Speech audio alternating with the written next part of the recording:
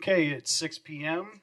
I'd like to call the December 12th, 2023 regular meeting of the Kenai Peninsula Borough Assembly to order. This meeting is also being conducted through the Zoom meeting platform and can also be heard on KDLL FM 91.9, KBBI AM 890, and KIBH FM 97.1.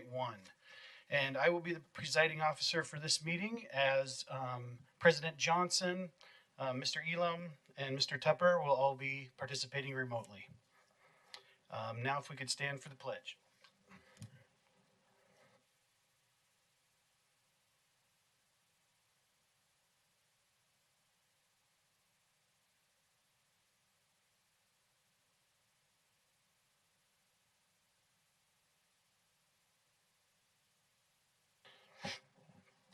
Now it will be time for the invocation. We will now receive an invocation offered by Iris Fontana. You may either remain standing or be seated. No one is required to participate. Ms. Fontana. Is this thing on? Okay, great. Let us stand now, unbound and unfettered by arcane doctrines born of fearful minds in darkened times. Let us embrace the Luciferian impulse to eat of the tree of knowledge and dissipate our blissful and comforting delusions of old.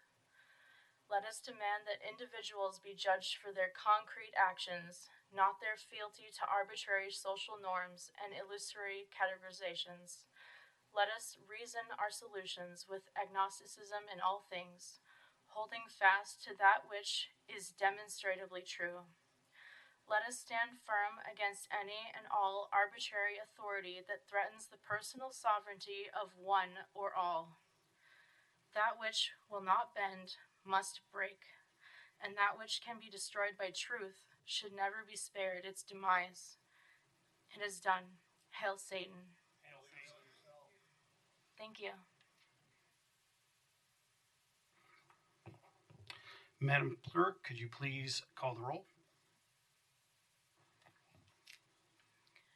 President Johnson. Here. Vice President Cox. Here. Ms. Cooper. Here. Ms. Eklund. Here. Mr. Elam. Here. Mr. Hibbert. Here. Mr. Ribbons. Here. Mr. Tunseth. Here. Mr. Tupper. Here. You have a quorum, Vice President. Thank you. Now we will go to committee reports. First on the docket is Finance. Mr. Ribbons. Thank you. The Finance Committee met at 1500 today, and we went through the following ordinances for public hearing. Ordinance 2023-19-25, accepting and appropriating funding from the state of Alaska in the amount of $394,725 and approving projects to be completed for community purposes under the 2023-2024 Community Assistance Program, and that was brought to us by the mayor. Also under public hearings for tonight, ordinance 2023-19-26, redirecting $15,000 in U.S. Treasury, state, and local fiscal recovery funds from the bridge infrastructure project to the cybersecurity and broadband project, and expanding the scope of road service area locally funded bridge project brought to us by the mayor. There was a bit of conversation about that, and our understanding is there will be a request for proposals at the beginning of next calendar year.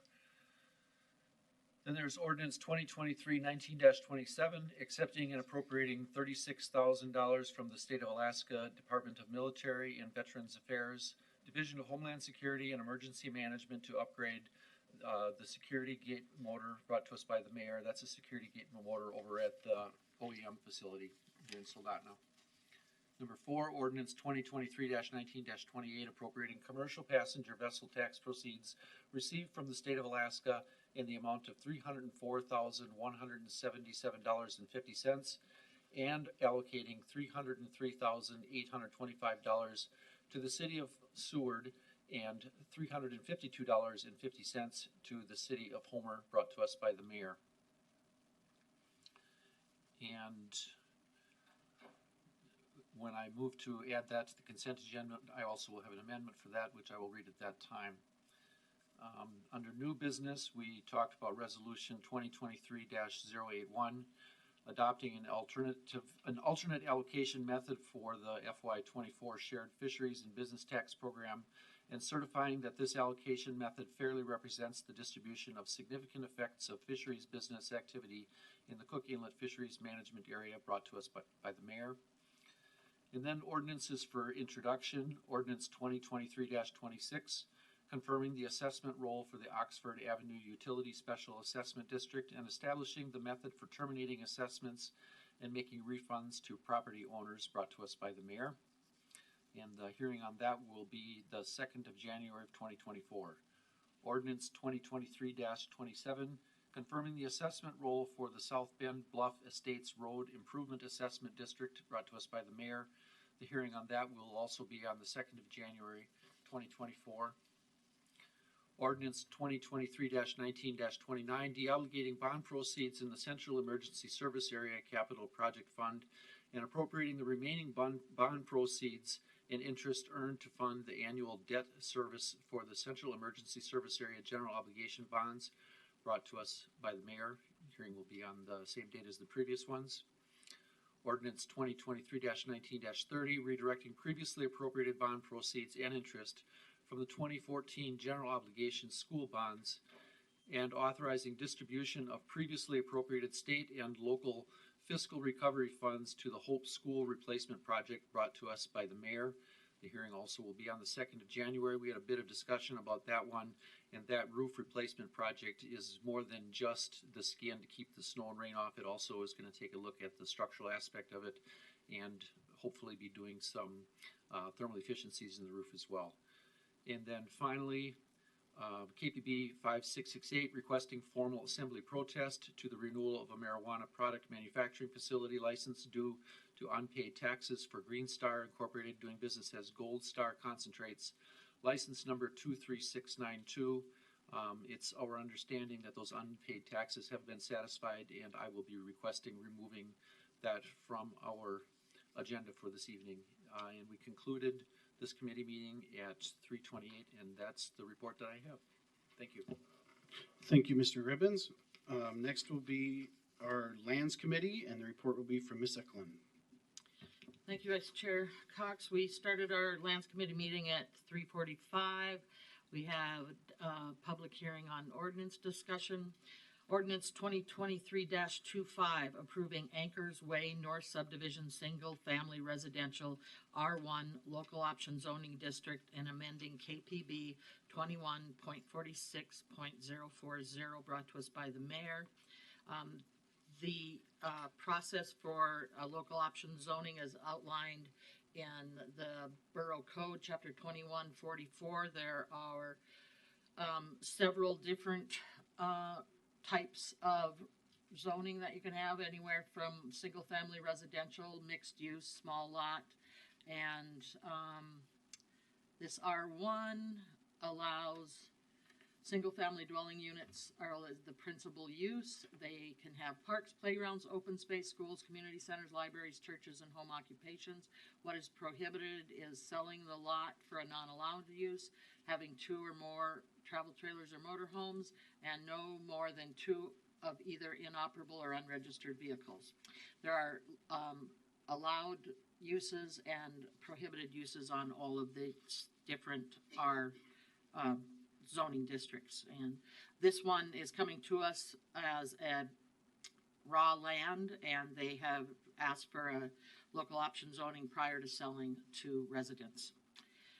New business, we had 2 items. KPB 5661, a petition to vacate a portion of Park Road and Sarah Jane Street right-of-way of Rappy Park Subdivision, the Kiski area, plat KN 87-105, KPB file 2023-114V, brought to us by Mayor Machicki at its regularly scheduled meeting of the Kenai Peninsula Borough Planning Commission on November 13th, 2023. The proposed vacation was approved by unanimous consent.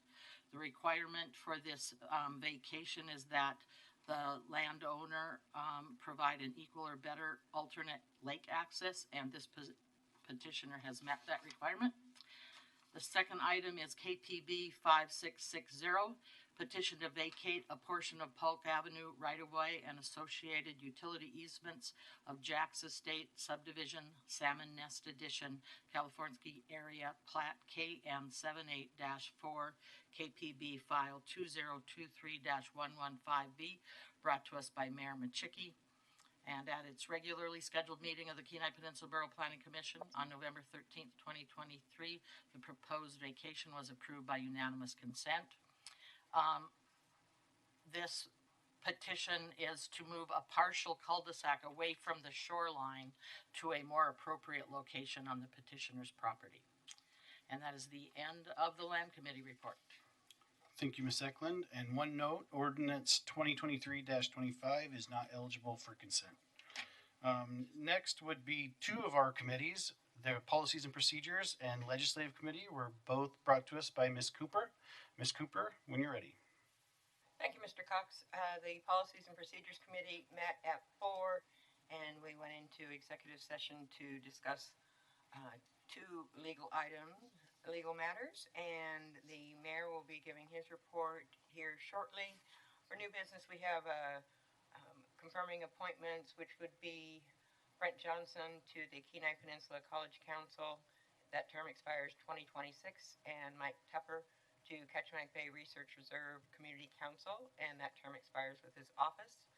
And then we have some additional advisory planning or advisory members that the mayor will be discussing in his report. We have a ordinance that will be introduced. It's a laydown, and I will be asking for this to go on the consent agenda. It's ordinance 2023-28, adopting a new borough logo and amending KPB 1.04.050 regarding the borough logo. And this is brought to us by the mayor with a hearing on 1/16/24. There are copies of this new logo at the back, and it'll be posted on our website. The ordinance also allows us to change that by resolution going forward. With most things being paperless now, that expense of changing that logo out isn't ridiculous. It will actually be more affordable because there's not as many colors on that. So we'll have a public hearing on that next month. And that's all we have for policies and procedures. Legislative Committee met at 4:45, and we have a resolution 2023-082, and that will also be on the consent agenda. And that's expressing support for the Seward Community Health Center building, a new clinic building at 431 to 501 First Avenue in Seward. This is a resolution asking us to support their work. They are not asking for any funds from the borough. They have received some funds already, and we'll be watching that progress as they move along. And that's the end of my report. Thank you, Ms. Cooper. Next, if we could get a motion to approve the agenda and consent agenda from Mr. Ribbons. I move to approve the agenda and the consent agenda. Thank you. Do we have any amendments to the agenda and the consent agenda? Madam Clerk. Ordinances 2023-1926 and 2023-25 were updated to include advisory board recommendations pursuant to KPB 2240-050F. Thank you. Are there any other amendments to the agenda or consent agenda? Mr. Ribbons. I move to add ordinance 2023-19-25, which was the one for accepting and appropriating funding from the state of Alaska and approving projects to be completed for community purposes, brought to us by the mayor. And I ask for unanimous. Is there any opposition? Seeing none, we will move that forward. I would also like to request that we add to the consent agenda ordinance 2023-19-26, and this is the one for redirecting $500,000 from the U.S. Treasury and local fiscal recovery funds from the bridge infrastructure project to the cybersecurity broadband project, and expanding the scope of road service area locally funded bridge project. And I ask for unanimous. Is there any opposition to adding that to the consent agenda? Seeing none, ordinance 2023-19-26 is added. And I would like to request that we add to the consent agenda ordinance 2023-19-27. This was the one for accepting and appropriating $36,000 from the state of Alaska Department of Military and Veterans Affairs, Division of Homeland Security and Emergency Management to upgrade the security gate motor.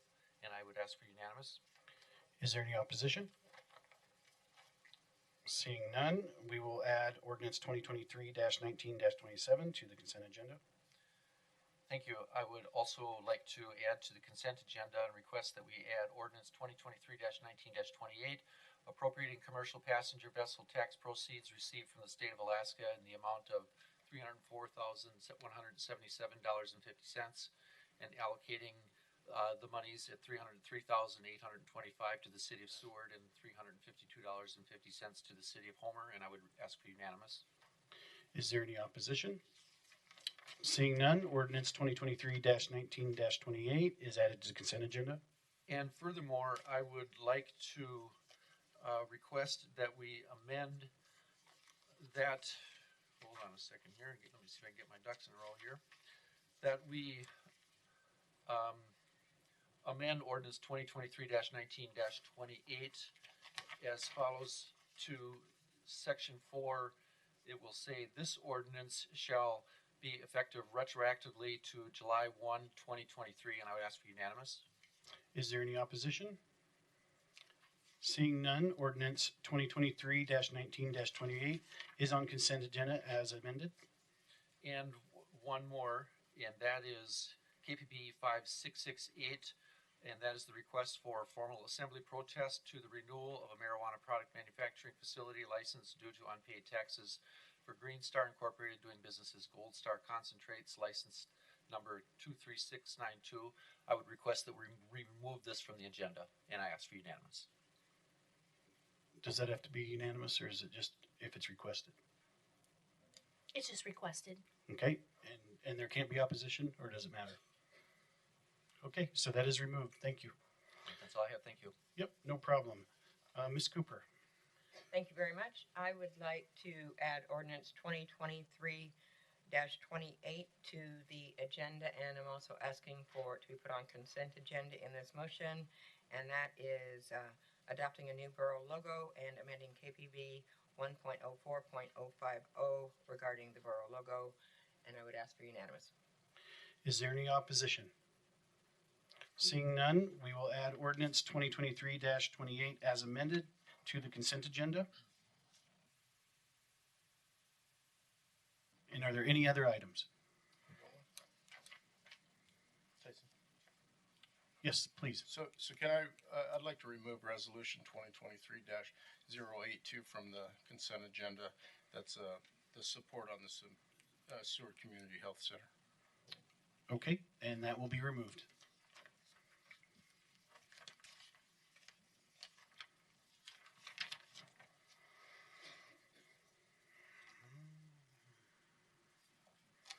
Okay, in a moment, the clerk will read the titles of the items on the consent agenda. After she reads each of them, you'll have an opportunity to testify about them. All items that stay on the consent agenda will be approved or set for public hearings, whichever is the case, when the assembly approves the agenda and consent agenda.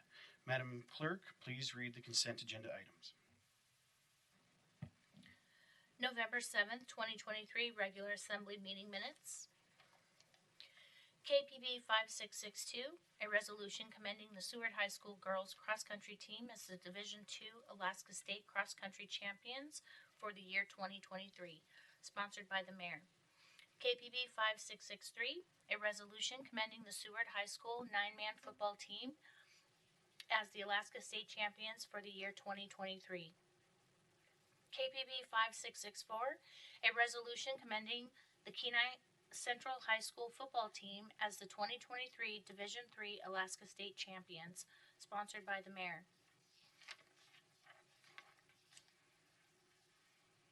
Ordinance 2023-1925, accepting and appropriating funding from the state of Alaska in the amount of $394,725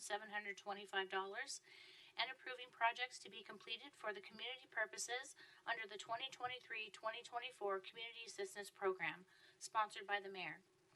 Ordinance 2023-1926, redirecting $500,000 in U.S. Treasury, state, and local fiducial recovery funds from the Bridge Infrastructure Project to the Cybersecurity and Broadband Project, and expanding the scope of road service area locally funded bridge project, sponsored by the mayor. Ordinance 2023-1927, accepting and appropriating $36,000 from the State of Alaska Department of Military and Veterans Affairs, Division of Homeland Security and Emergency Management to upgrade a security gate motor. Ordinance 2023-1928, as amended, appropriating commercial passenger vessel tax proceeds received from the state of Alaska in the amount of $304,177.50 and allocating $303,825 to the city of Seward and $352.50 to the city of Homer, sponsored by the mayor. Resolution 2023-081, adopting an alternate allocation method for the FY24 Shared Fisheries Business Tax Program and certifying that this allocation method fairly represents the distribution of significant effects of fishery business activity in the Cook Inlet Fisheries Management Area, sponsored by the mayor. Resolution 2023-080, confirming appointments of assembly members to non-borough boards, sponsored by President Johnson. Ordinance 2023-26, confirming the assessment roll for the Oxford Avenue Utility Special Assessment District and establishing the method for terminating assessments and making refunds to property owners, sponsored by the mayor, hearing on January 2nd.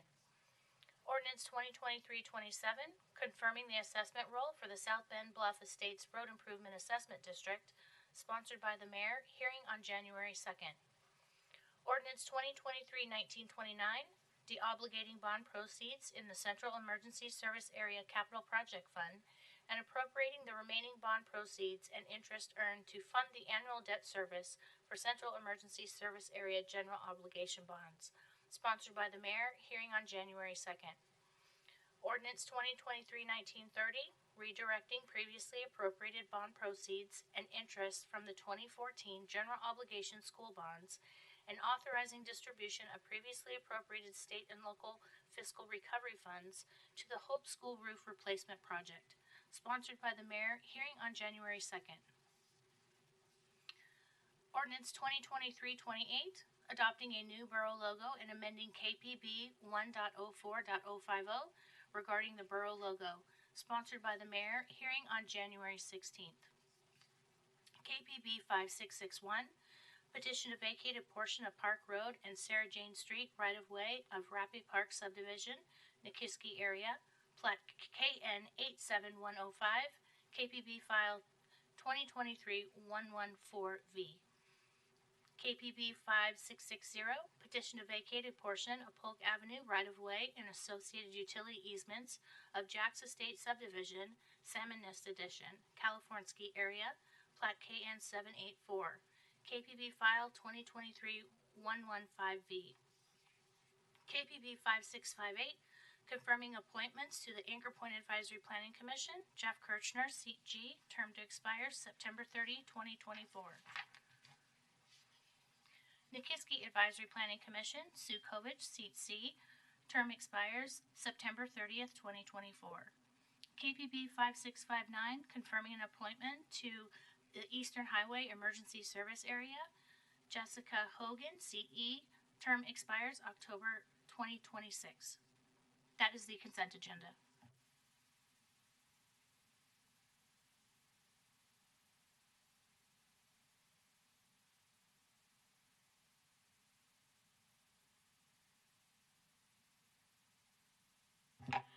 Thank you. And we would now like to hear a request for approval of the agenda and consent agenda. Mr. Ribbons? Mr. Vice President, we need to go out to public comment, please. That is correct.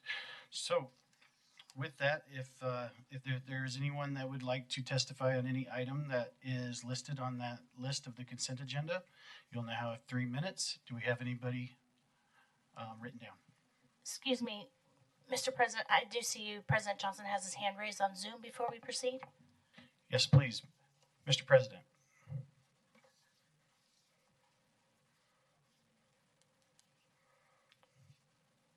I'll give him a second, and maybe that was an accident.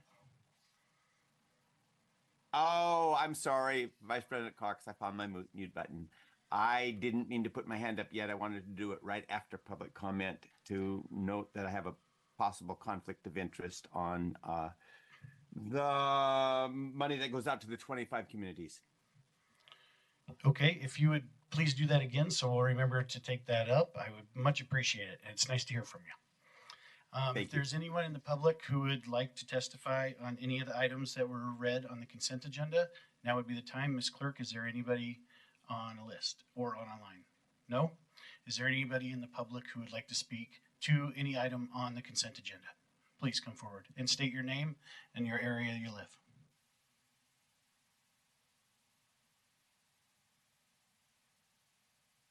There we go. My name is Nick Connor. Can I talk about the gate for the OEM building? Is that okay to talk about? Is that on the agenda? It's not on the agenda right now, so that would be in our next section on any items not appearing on the agenda. Okay, I'll come back. Okay, thanks. Pardon? It is on the agenda, so it's on the regular. Oh, it is on the consent agenda. It is on the consent agenda, so go right ahead. Okay.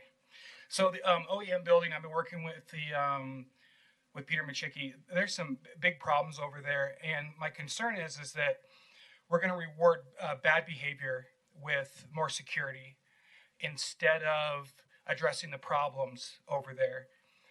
The gate, like I said, has been broken for, I'm guessing, like 13 years. I don't know if anybody knows how long it's been broken. It's been broken for a pretty long time. The gate's always open. The gate is in the back of the building. I don't know if the gate is there because of moose are a problem. There is a keypad there. The area is very secure already. It's right next to the police department. It's right next to the fire station. The OEM building, as far as I understand it, is now closed to the public. So there'd be no reason to have to secure the gate, because if anybody is there, the Soldotna Police Department could be there in just a couple seconds. I believe that the gate is going to be an expense that we don't need to have, because those gates, I'm familiar with the LiftMaster and the different kinds of brands of gates out there. They get covered in snow, they get frozen, and then dispatchers won't be able to get to work or be able to leave work because the gate will not function correctly. They have batteries in them. You'd have to have training on how to people to actually access the gate, to be able to push the button. It just, to me, it seems like it was brought up because the OEM building does not want to have the public go to that facility. The building, I believe it was somewhere around $13 million to build. It should be open to the public. It is not open to the public. I have been told that there's been public meetings there since its inception, and all of the public meetings have been moved now to different areas because Brenda Alberg, who is in charge of the building, does not want the public there. So that's my whole point, is that the gate would solidify the bad behavior by the administration over there that has decided to keep public in the community access to the things that they do there. The emergency management building should not be closed to the public. So, and I open any questions you guys have. Are there any clarifying questions? Yes, Mayor Machicki. I don't have a question. I just have a statement. I just wanted to remind Nick, and I know Nick knows this, I made the decision to close the building, and the reason I made the decision to close the building is we're going to be consistent with all borough residents. So we've made the decision to close the building to the public.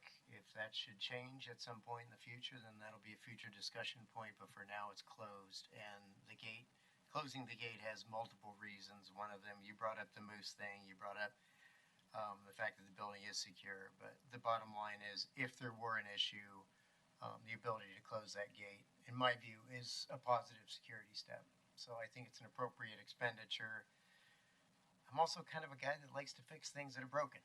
We installed it for a reason, and we have some things around the borough that are in ill repair, and that's going to change. I think it's important that if it's there and it was designed into the operation of that building, that it should function. So I think there's a couple reasons for that. But you and I have talked about some of this, and always appreciate you being willing to step forward. And in this case, I do support the replacement of the gate operator. Thank you for the clarification, Mayor Michiki. Ms. Eklund? Thank you, Vice President Cox. I just wanted to make a comment. I've worked in several emergency operations centers during storms, avalanches, hurricanes, and I would not want public access into the building during those times. So I think it is imperative that we have a gate that closes. So that's my input. Thank you. So can I get to comment on those? Thank you for your comment. Not at this time. We did 3 minutes. If you would like to comment on, make comments at the next speaking time, you're more than welcome to. Okay, because I thought that it was questions and then I get to If there reply. was a question, there wasn't a question. Oh, okay. All right. That's how you guys want to do it. So Okay, thank you. Thank you. If there are any other folks who would like to speak for 3 minutes on anything that's on the consent agenda,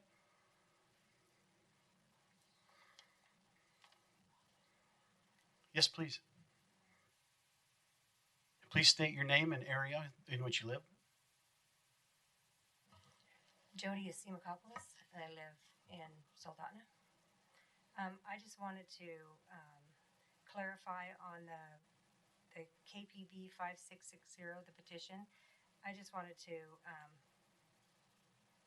explain that it's Jake Estates, not Jack Estates. I don't know if that matters that much. All the plats and everything say Jake Estates, but this is saying Jack Estates.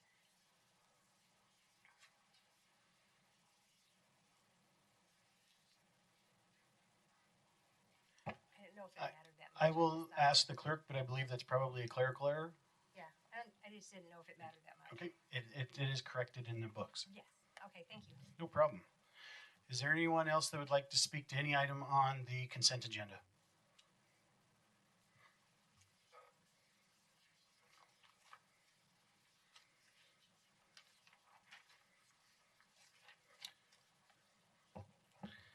Seeing none, we will bring it back to the assembly. What are the assembly's wishes? Vice President, I would request unanimous approval to approve the agenda and the consent agenda as amended. Unanimous has been asked. Is there any opposition? Seeing none, we have an agenda and consent agenda. And we will move on to the next item. Yes, ma'am. I believe President Johnson had. You are correct. Thank you for reminding me. President Johnson. Thank you, Vice President Cox. Yeah, now I was trying to raise my hand. I just want to note a possible conflict of interest for ordinance 2023-1925. Some of the money goes to Kasilof Regional Historical Association. I'm president of that group, and so I have a potential conflict of interest. Thank you.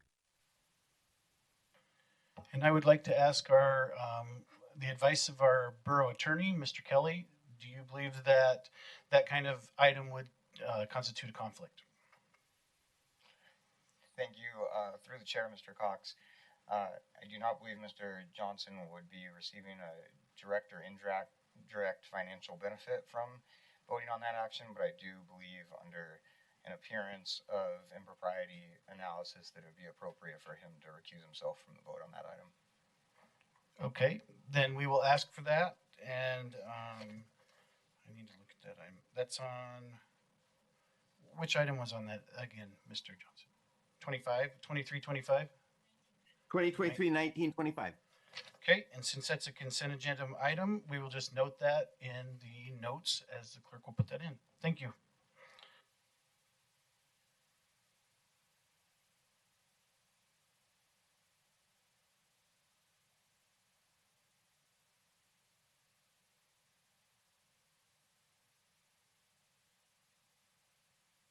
Now we are on to the next item on our agenda, which is commending resolutions and proclamations.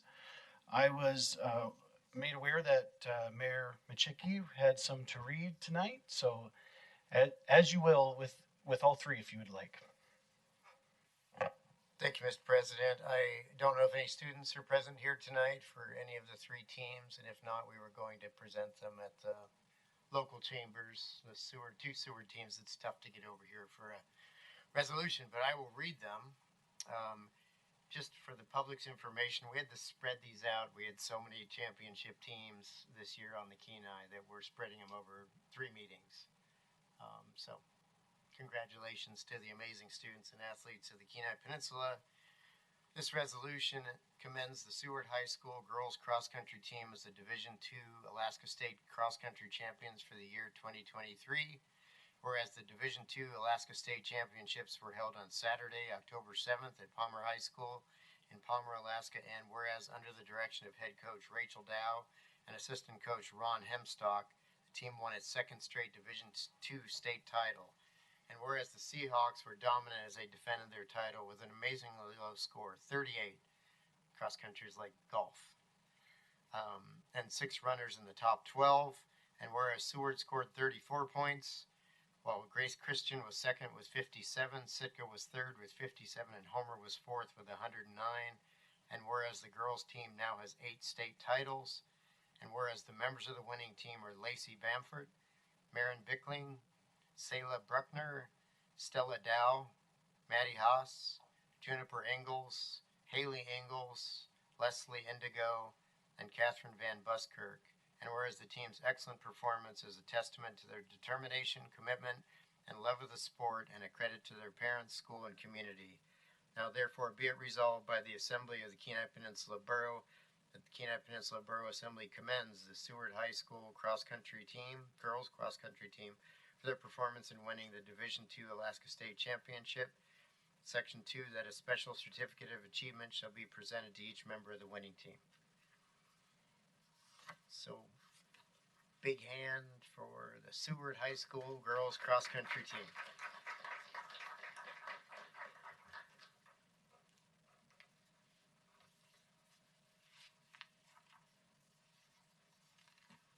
And I believe we may have a co-sponsor for both of the Seward and perhaps one of the Kenai teams. We'll see in the future, but Yes, thank you. I'd like to co-sponsor the cross-country, the girls cross-country one, and the nine-man football team one as well. Go ahead, please. Yeah, thank you, Mr. Cox. Yeah, I'd like to be co-sponsor on the Kenai Central High School football team 2023 Alaska State Championship as well. Thank you. Ms. Turner, has that been noted? okay. Mayor Michicki? Yes, thank you. The second resolution commends the Seward High School nine-man football team as the Alaska State champions for the year 2023, whereas the nine-man state championship was held on Saturday, October 7th at Colony High School in Palmer, and whereas the Seahawks 7-0 completed their first undefeated season by overwhelming their greatest rival, and whereas under the director of head coach Tyler Mallory and assistant coaches Cody Gilmore, Cole Peterson, and Nick Woodard, the team defeated Nikiski 42-0, sorry, Mr. Ribbons, to win the first state football state title in school history and the first nine-man state title in Alaska's history.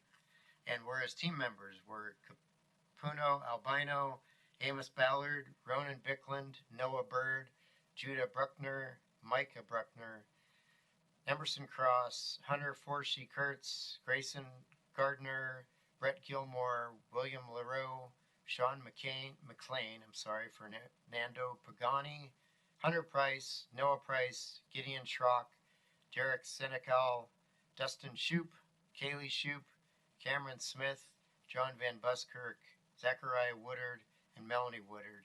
And whereas special recognitions were given to Capuno Albino Offensive Player of the Year, Gideon Schrock, Co-Defensive Player of the Year, and John Van Buskirk, Lineman of the Year. And whereas the team's roster has grown from 13 players in 2020 to 21 players in 2023. And whereas the team's excellent performance is a testament to their hard work, dedication, perseverance, and teamwork, and a credit to their parents, school, and community.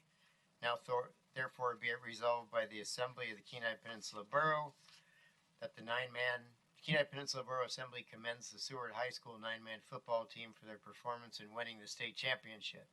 Section 2, that a special certificate of achievement shall be presented to each member of the winning team. Section 3, that a copy of this resolution be given to head coach Tyler Mallory. Section 4, that this resolution takes effect immediately upon its adoption, adopted by the Assembly of the Kenai Peninsula Borough this 12th day of December 2023. So big hand to the Seward High School 9-man football team.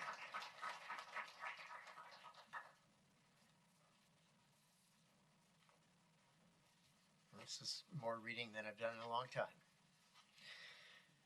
The third resolution and the final for tonight is commends the Kenai Central High School football team as the 2023 Division III Alaska State Champs, whereas the Division III Football State Championship was held on October 14, 2023 at Service High School in Anchorage, Alaska, whereas the Cardinals, 8-2 overall, won their 7th state championship and their first since 2011, and whereas the coaching team of head coach Jake Brand, offensive coordinator Blake Taplin, line coach Mark Woodhead, assistants Terry Lindeman and Cody McKenna, and managers Zach Armstrong, Ryan Johnson, and Austin Thompson led the Cardinals to victory through the skill, inspiration, leadership, and time they dedicated to the team.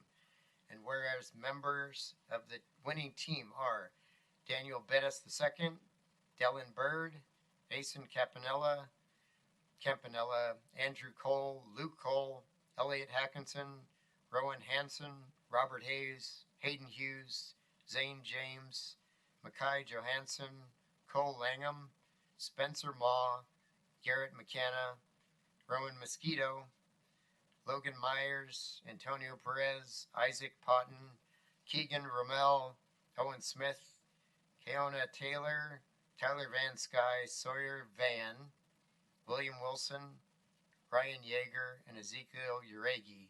And whereas special recognitions were awarded to Andrew Cole, Team Lineman of the Year, and Player of the Game, Elliot Hackinson. Oh, and Andrew Cole was Team Lineman of the Year and Player of the Game. Elliot Hackinson, Team Defensive Player of the Year and Player of the Game.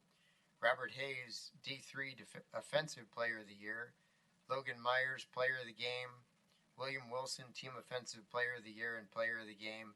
And Ezekiel Uregi, Team MVP and Game MVP. And whereas the team's exemplary performance is a testament to their hard work, dedication, and teamwork, and a credit to their parents, school, and community. Now therefore be it resolved by the Assembly of the Kenai Peninsula Borough that the Kenai Peninsula Borough Assembly commends the Kenai Central High School Division III football team for their performance in winning the Division III state championship. Section 2, that a special certificate of achievement shall be presented to each member of the winning team. Section 3, that a copy of this resolution be given to head coach Jake Brand. And Section 4, that this resolution takes effect immediately upon its adoption. Adopted by the Assembly of the Kenai Peninsula Borough this 12th day of December, 2023. Congratulations, Kenai Cards.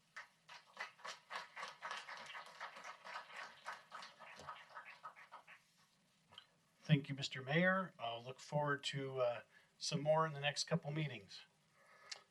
Next, we have presentations with prior notice. The first one will be Central Peninsula Hospital Quarterly Report, given by Sean Keefe, CEO. Mr. Keefe. Yes, thank you. Mayor Machicki, Vice President Cox, Assembly members, appreciate the opportunity to be here tonight and give you our quarterly report, which will be through the end of October, or the end of September. So this is the July, August, and September financials and information from that time from the hospital. So let's start the slides.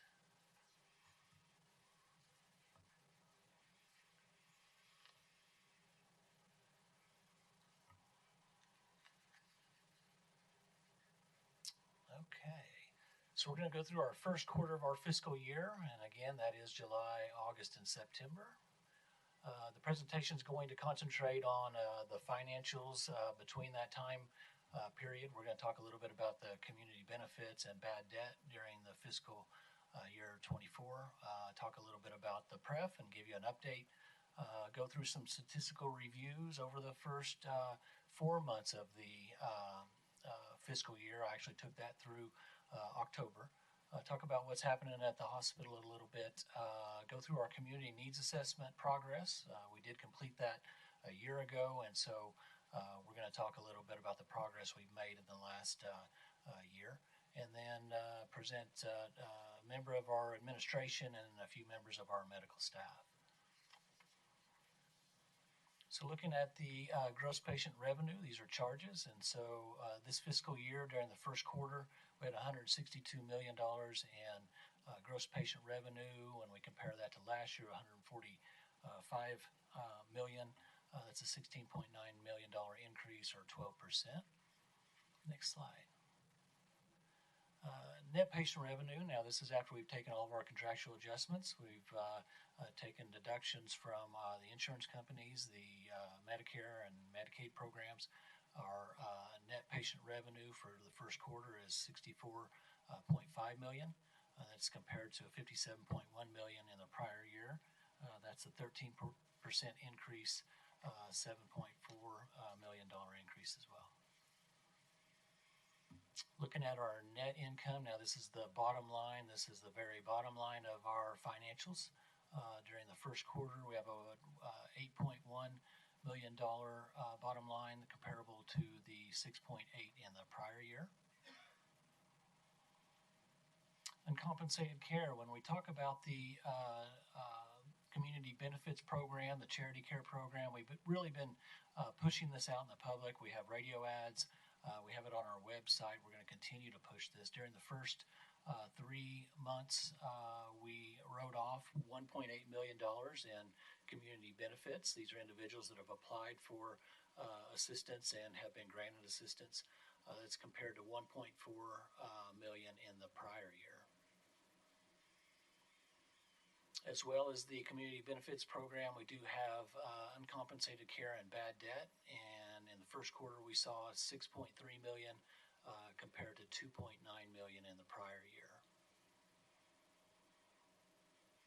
When you add those totals together, during the first quarter, we had uncompensated care of $5.4 million compared to $4.3 million in the prior year.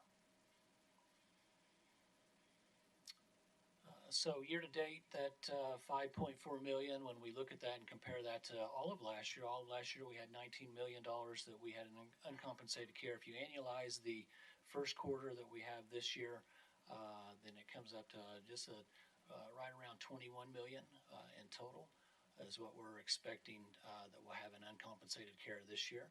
A little bit of an increase, but as we go to the next slide, you'll see that it's right in line with the gross patient revenue. So when we compare our charges, we're right in line at 3.4%, which has been pretty comparable since 2020.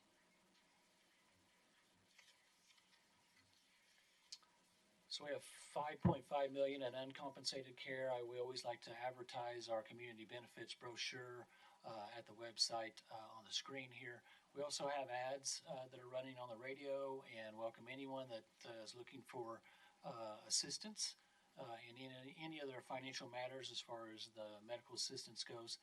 Please contact the hospital, ask to speak with a financial counselor. If they can't get anywhere, just have them call me personally, and I'll guide them in the right direction. So cash and cash equivalents, when we look at the end of September, we had $59.7 million for our cash and cash equivalents. That's down $3 million from our fiscal year ending. However, as you see in the slide there, we transferred $7.4 million into our PREF fund between that time frame. Our transfer to the plant replacement fund. The plant replacement fund, as of the end of September, had $73.6 million in it. We were 3.24 days over our 90 days cash on hand at the end of September, and so in October we transferred $1.9 million into the PREF fund, and that is coupled with another transfer that we had, which was in September, of that $7.9 million.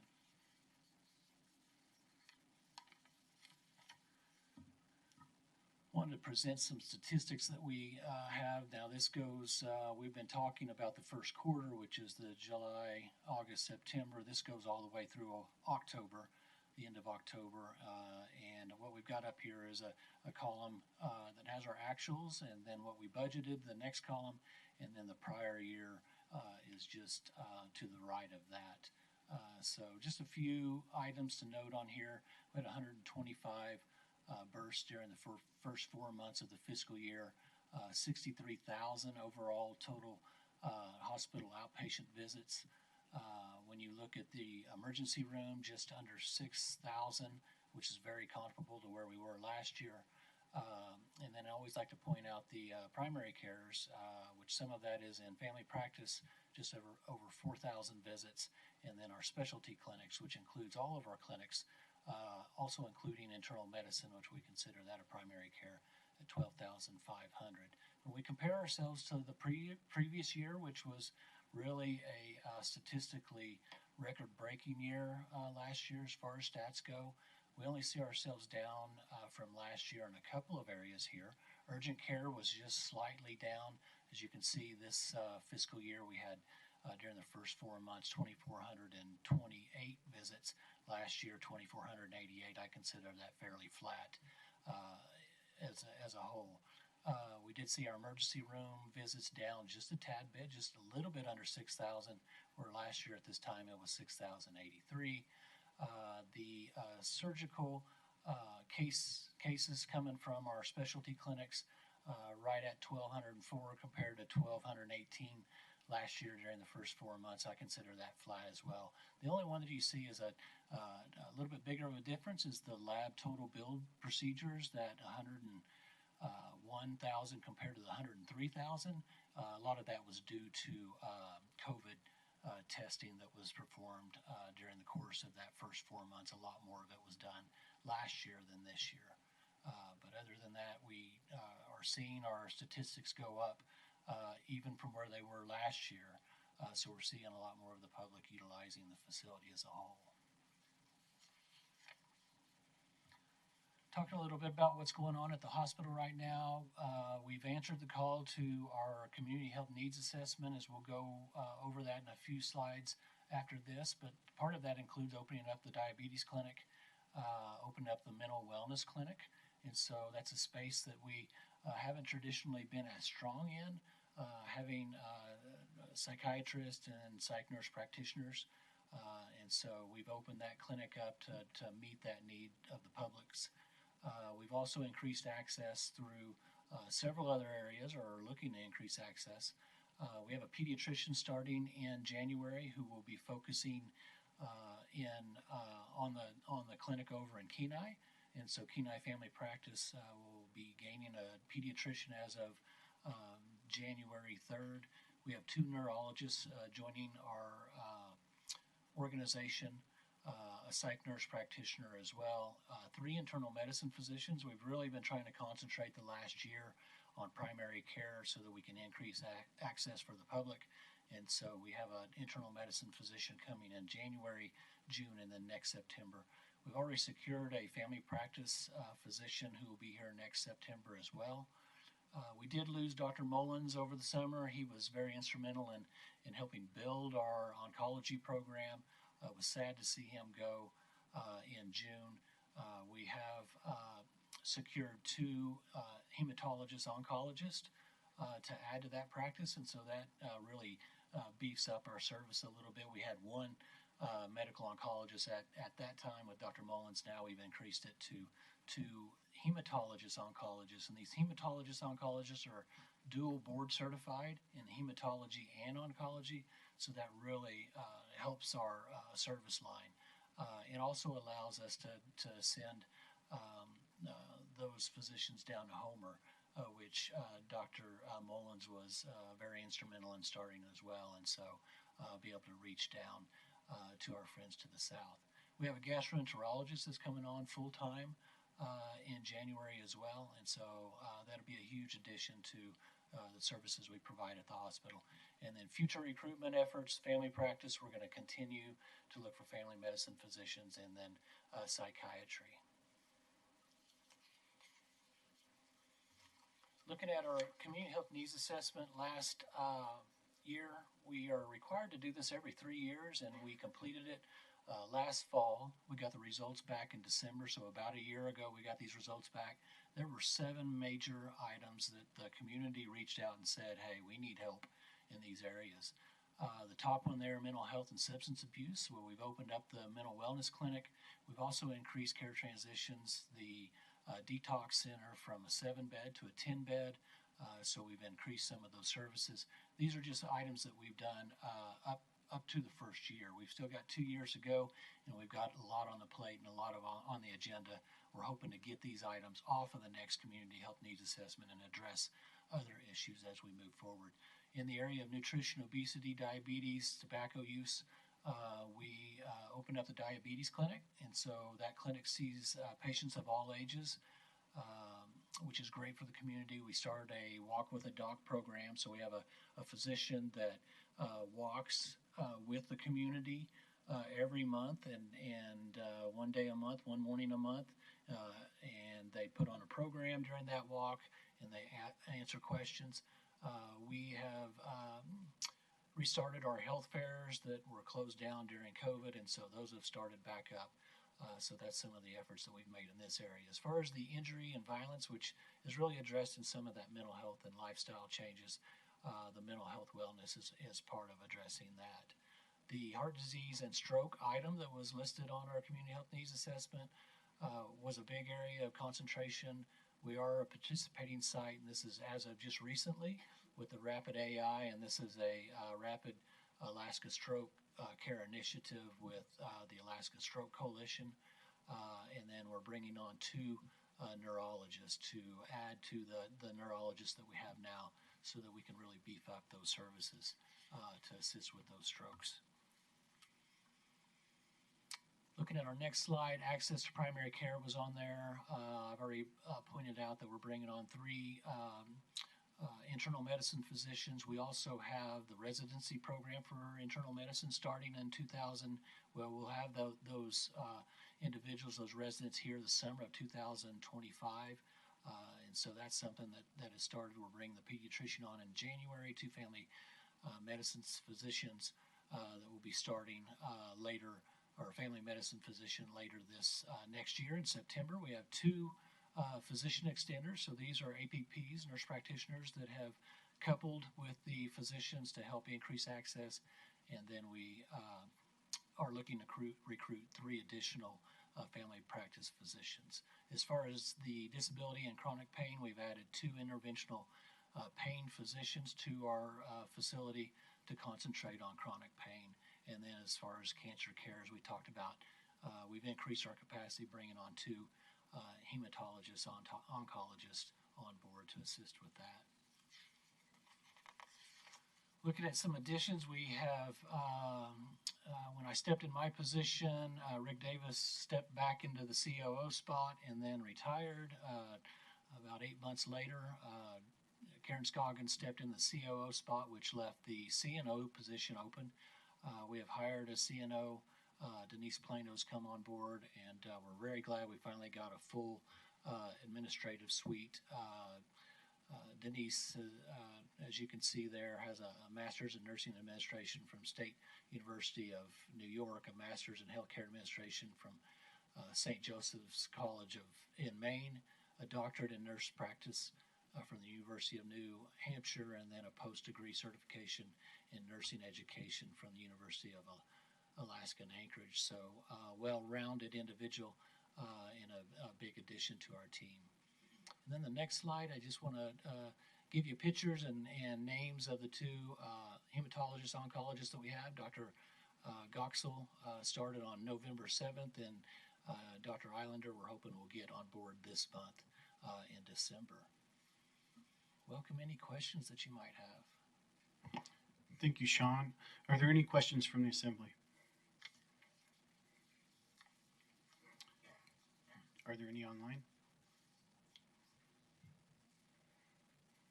Mr. Mayor. Yeah, thank you. Sean, I just have a question on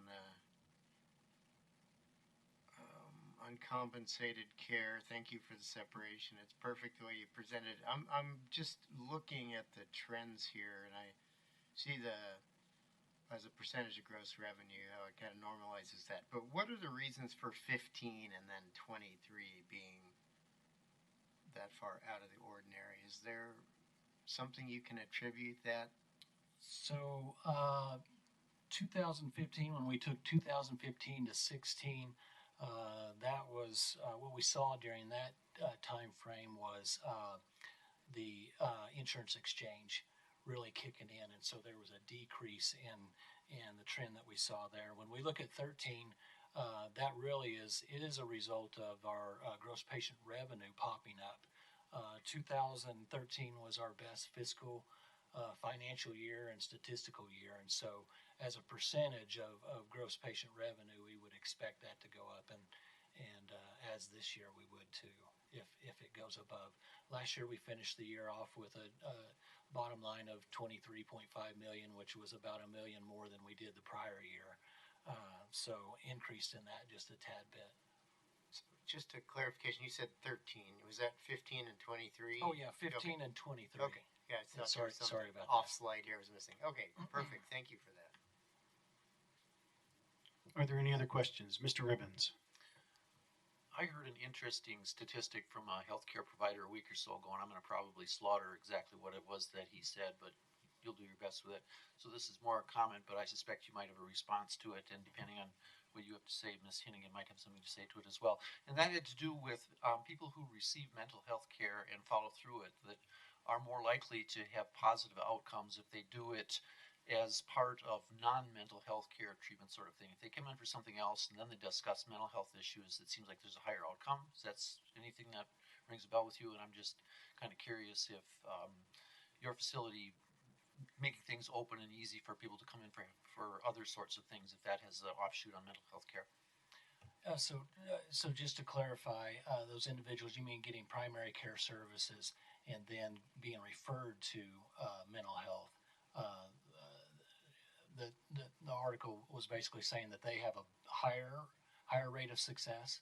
I believe that to be true, to be honest with you. I think that in our overall future goal would be to have not internal medicine, family practice, peds, but be able to have primary care, which incorporates and integrates the care so that you have a peds physician in that same clinic, family practice, internal medicine, and that you also have a mental health provider in there. There's a reason behind the success of that, and the success of that is the trust that individuals have in their primary care providers. And when there's a warm handoff, what we talk about as a warm handoff is I go see my primary care provider and they say, let me have you meet someone real quick, and then they bring mental health in, then that's what we call a warm handoff, and it's much easier to build a relationship in that way versus just getting a referral to mental health and being told you need to go to see someone in mental health at a different clinic across town. And so what we find is sometimes those patients don't wind up there. They'll take that referral, but they won't go see that individual. So I do think that there is some truth in that. Thank you. Are there any other questions? I have one question. When you were on the community health needs assessment slide, it had one on there that talked about the detox centers and going from 7 to 10 beds. My assumption is that that's because we could use the 10 beds. So my ask is that enough, or could we use more? Well, I think that first of all, that's the capacity that we have in that facility. I do believe that there are needs as we move and progress through our action plans for the community health needs assessment. There might be a need for additional beds. I do know that as we get in master planning and we look into the future and we're addressing those site issues, we're going to see an increase in probably the need for inpatient psych at some point, which we don't have. And those inpatient psychs being either full inpatient or a kind of a cool off or a psych hold to help people get over some of the issues that they're going through, so that we can help them transition back to home. Thank you. Are there any other questions from the assembly here or anyone online? Or any assembly members online? No? Thank you, Mr. Keefe. Appreciate it. Really appreciate your time. Thank you so much. So next will be our second presentation of the night from South Peninsula Hospital for their quarterly report. We have Angela Hinnigan, the COO, and I hope I said that correctly. You did great. Thanks, Vice President Cox. Thanks to Mayor Michicki and Assembly members for letting me be here in Ryan's stead. He is on a much deserved vacation. Very happy for him, and I expect a lot of pictures when he returns. Madam Clerk, when you're ready, if you could bring up our slides.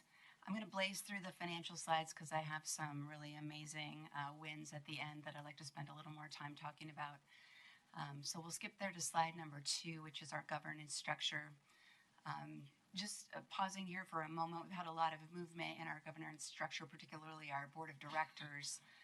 On the next slide, you'll see that we've had 4 members outgoing on our board and 3 members coming in. So I just want to honor them really quickly here. Thank them for their service. Julie Woodworth served 5 terms on our board of directors. Very, very grateful for her longevity, historical perspective. Carrie Ann Baker served 2 terms with us. Very, very grateful for her professionalism and insights. Kelly Cooper, want to thank her for all that she's given to our board. She was elected to this assembly, and we're happy to see her serving here. She resigned from our board in October to take this seat. And then Todd Bowling, a general surgeon, has retired from his practice and as such retired from our board in November.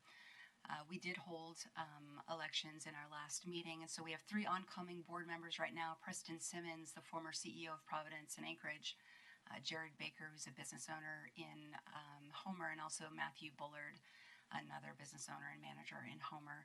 So we're excited to see them join our board in January. You'll notice 4 leaving and 3 coming. Our bylaws allow us actually to have between 9 and 11 board members, so we don't have to have exactly 11. So we'll have 10 board members at the end of this year.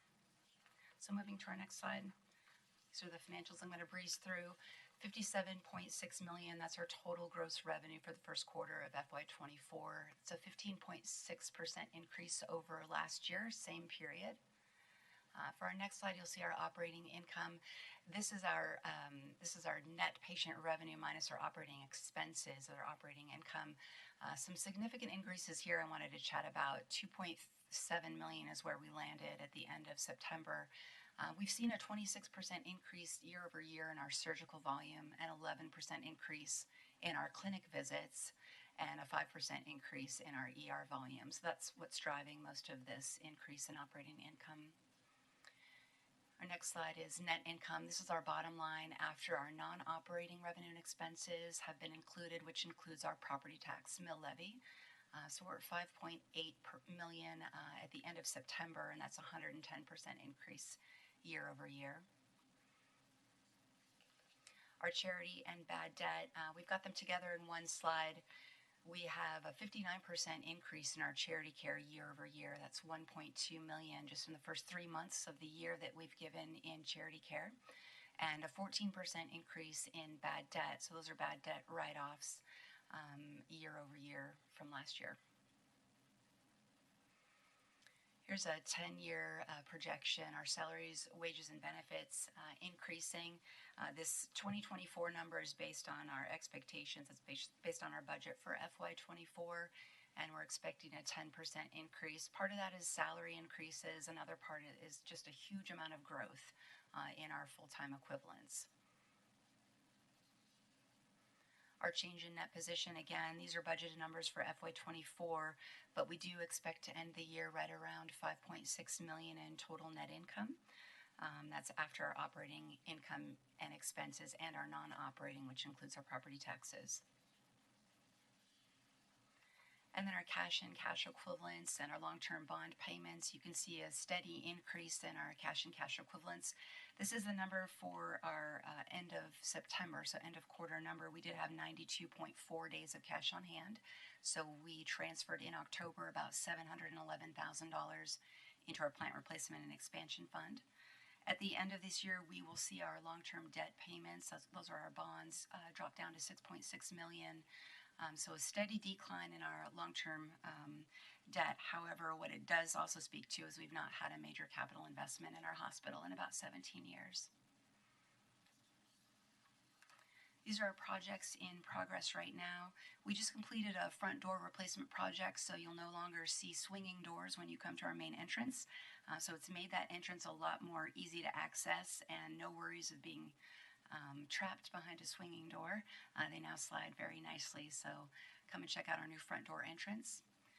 We've also completed, actually, when I'd written these slides, we had nearly completed this project, but we moved individuals into the 4014 Lake Street building today after renovating it. If you were familiar with Scott's Pharmacy, that is their former space in Homer on the Lake Street and Pioneer. So they moved in today. That's our employee education and our training room, and I hear it's quite beautiful. I'm going to head over there tomorrow and check it out. Other items in progress, we're working on a long-term care HVAC system.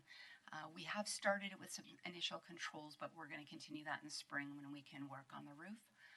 Generator upgrades, this is a regulatory project, and it's to replace an annunciator panel to meet regulations. We've started it, but we won't be able to complete that until the spring.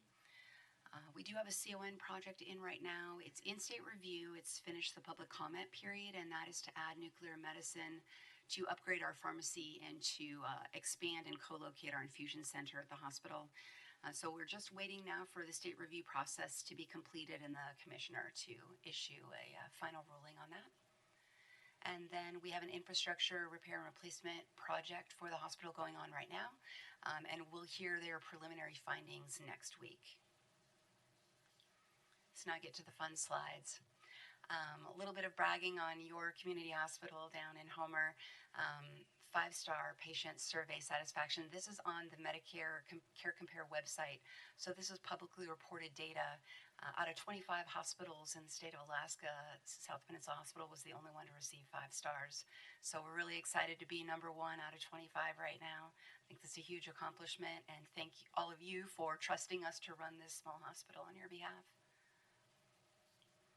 Another huge accomplishment, we applied for back in March, April timeframe, an innovation grant that came out through THREAD, and it was to improve access to childcare. And this is one of our major concerns that our staff have brought forth to us. And so we thought, let's take a chance at this because it could help us get something like this off the ground to benefit our staff members. And we were awarded that grant. The check arrived about 2 weeks ago for $1.3 million. It's an operating grant to help us start a hospital daycare. So the items we've performed so far is we've hired a child care administrator. So his picture is right there, Kyle Settles. He's been a school teacher in the state of Alaska Bush communities for about 10 years. He came to Alaska several years ago from Detroit. Very accomplished and exciting school teacher. He's going to be our administrator, and he's helping us get this off the ground.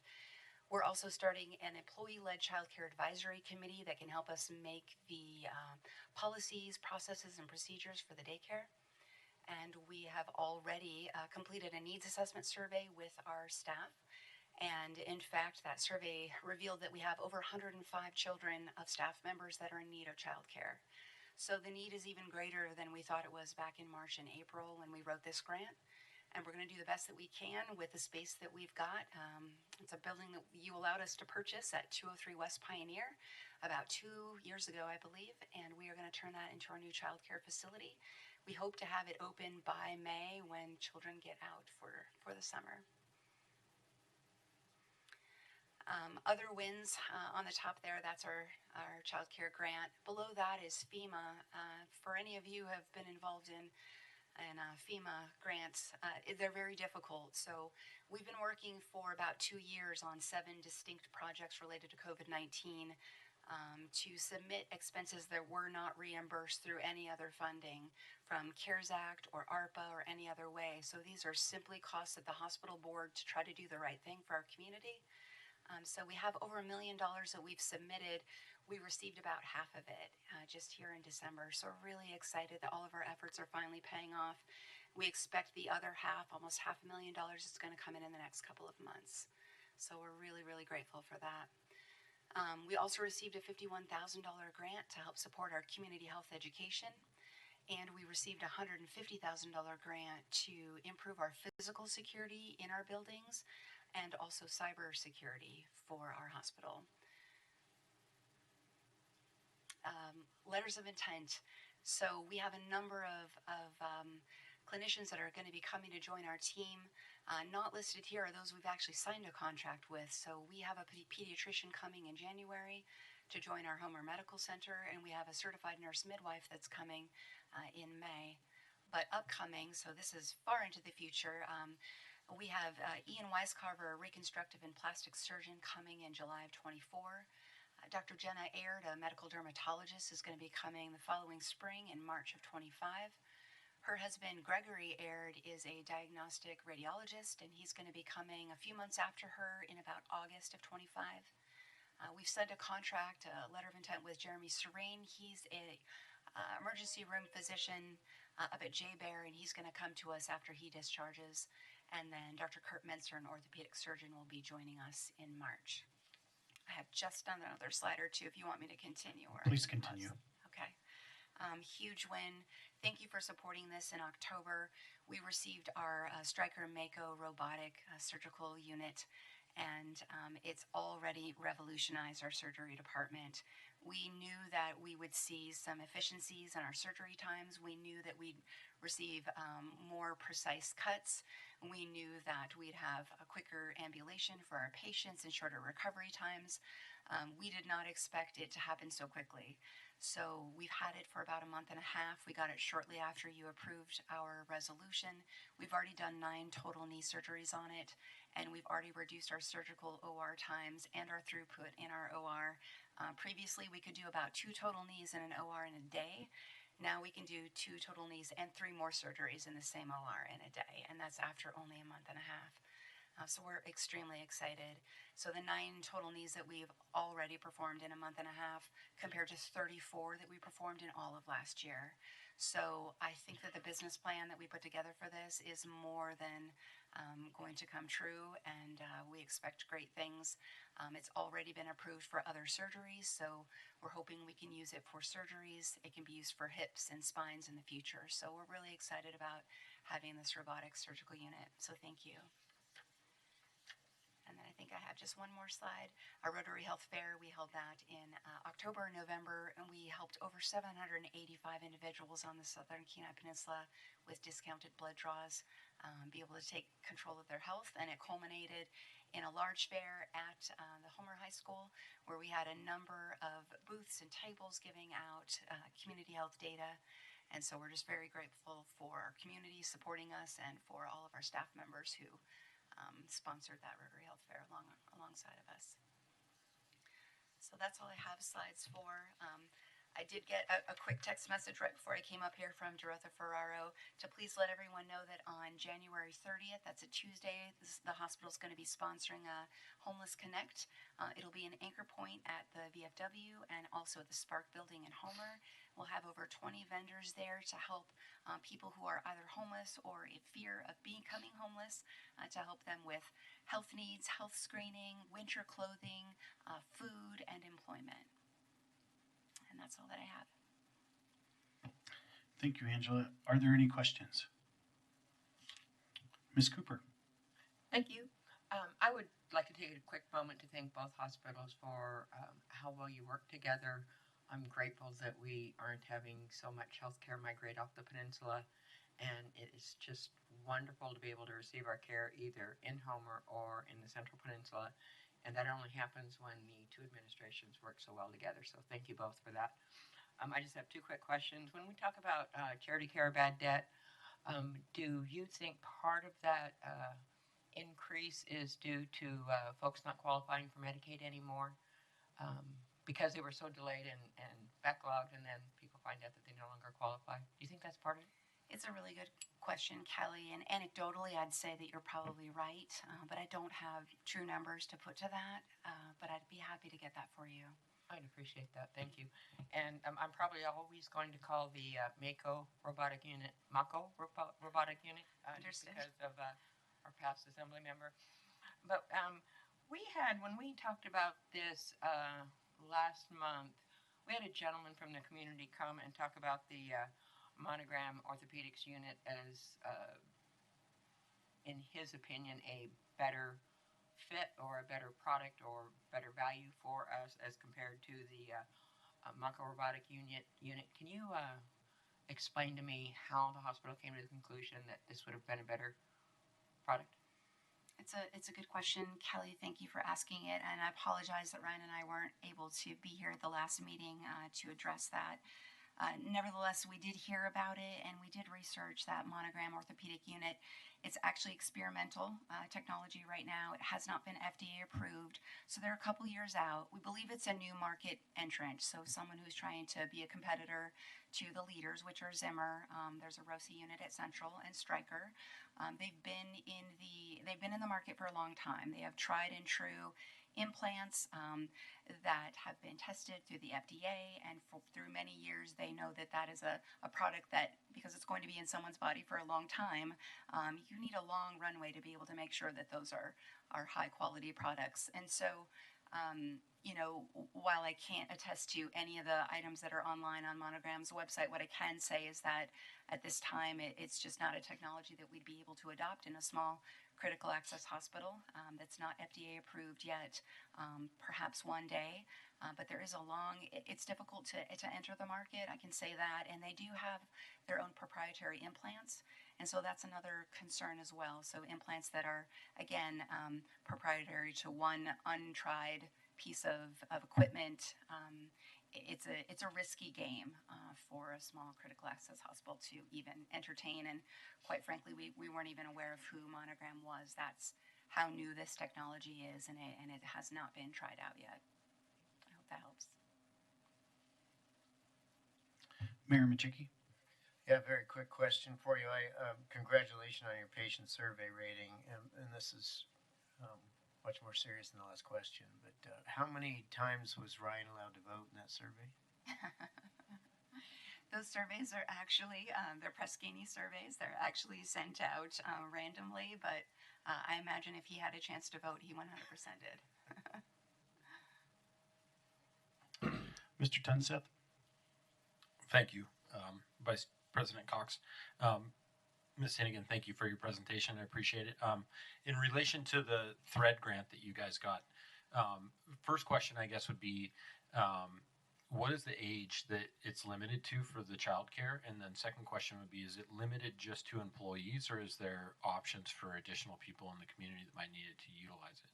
That's a good question. I'll start with the second one first. So it is going to be a hospital daycare, so it will be for dependents of hospital employees. However, by allowing those hospital employees to have their children cared for at our daycare, it's going to free up additional room in other daycares and home daycares in the community. So by adding capacity to the overall child care in Homer, it's going to add capacity for everyone. Your second question was related to age. So part of our assessment, our survey that we gave out to employees, was to try to determine the ages of the children that are in need of child care. What we did find out is that it's pretty well evenly split between newborns all the way up to school age. There is a huge demand for after-school care and a huge demand for infants, and those are the areas that aren't well covered in our community. So what we're going to do with the space that we have available to us is maximize the space to take care of as many kids as we can, but we will be limited by some of the state ratios in terms of square footage, internal and external for each child, and also ratios of staffing by age for each child. So we've already selected our building. It's at 203 West Pioneer, and we have an architectural drafter right now working on drawings to figure out how big the classrooms can be, and that will determine how many kids we can actually have in our program. But what I would also say is this: we're so committed to meeting the needs of our employees that I expect that if we can successfully get this licensed daycare off the ground, that our next focus, if we can't take care of all the school-age children, would be some kind of after-school program. But again, we've got to do this first and make it successful, and then I think we can open it up and try to do more after that. You're welcome. Are there any other questions? Yes? Whose question? I see President Johnson's hand raised. President Johnson. Thank you, Vice President Cox. Angela, thank you for the presentation. I was following along as you were turning pages and listening, and I'm not sure, it might have been page 6 that you said the word property tax, and that jumped out at me. And so I was curious, that can't be the Homer Hospital paying property tax. It must have been funding that's generated from property tax. Go back to that property tax thing, or do you remember it? Yeah, thank you, President Cox, and I apologize if I bumbled up my words on that one, but you're right. We were talking about the net income slide, I believe, and so net income is inclusive of our property tax mill levy, as opposed to the slide just before it, which was operating income, which it excludes property taxes, because that is considered a non-operating source of income for our hospital. Hopefully that makes better sense. Yeah, thank you very much. I appreciate that. And just for the listeners, we talk about the benefits of going to our local hospitals, which is fabulous. But also I'd like to point out the benefits of a local student like Angela, who graduated from Skyview and now is got a fabulous job there in Homer. Thank you, President Johnson. Are there any other questions? Any others online? No? I'm not seeing any. Angela, thank you. And I personally will look forward to into the summer hearing more about how the daycare is coming along. So thank you. Thank you.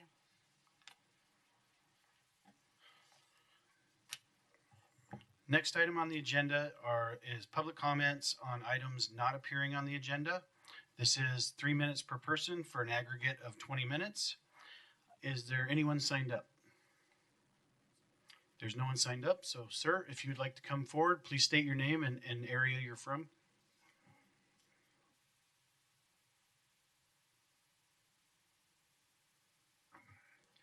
I'm Barrett Fletcher. I live in McNeil Canyon, east of Homer.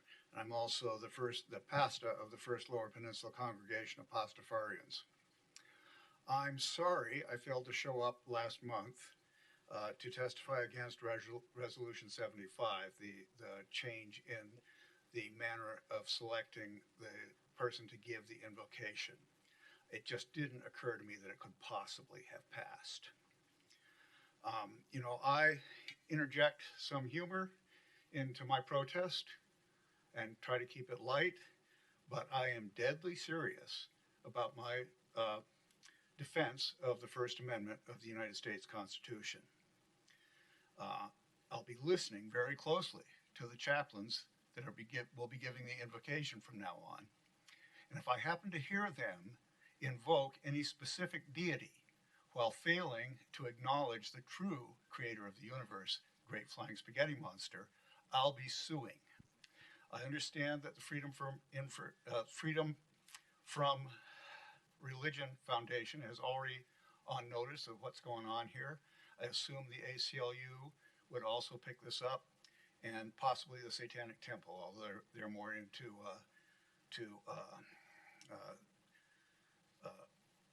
statues and such more than talk. I looked back at the testimony on the limited testimony on the resolution and noticed that the founder of the Church of the Flying Spaghetti Monster, Bobby Henderson, wrote in and testified on the record. I didn't tell him about it. I don't know how he found out, but I do know that this assembly is internationally notorious. And so I assume that that the powers that be saw the situation and are already paying attention. The only proper way to get rid of the proselytizing that and preaching that you so discourage is to just drop the invocation like every other municipality has in the United States. So that's what I wanted to say. Are there any questions? Thank you for your comments. Are there any questions? Thank you, sir. Next person, please. Come up and state your name and the area you're from. Thank you.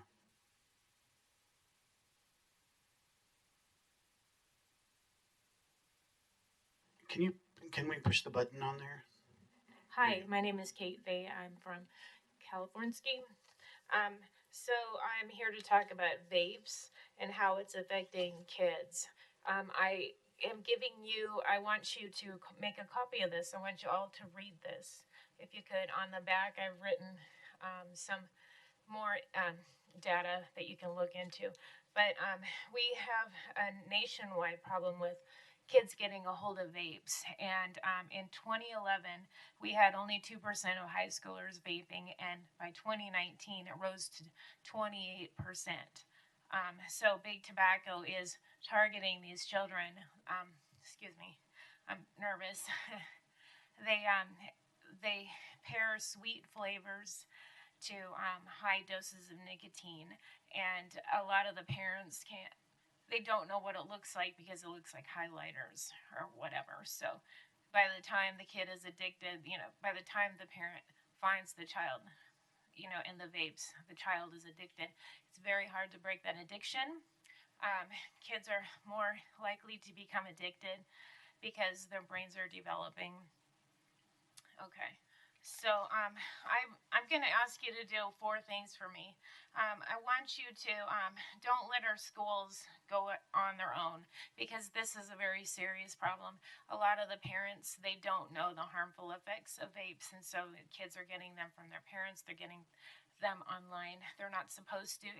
I don't think that I don't want to outlaw vaping industry for adults, but for kids, yes. Okay, second thing, watch Big Vape on Netflix.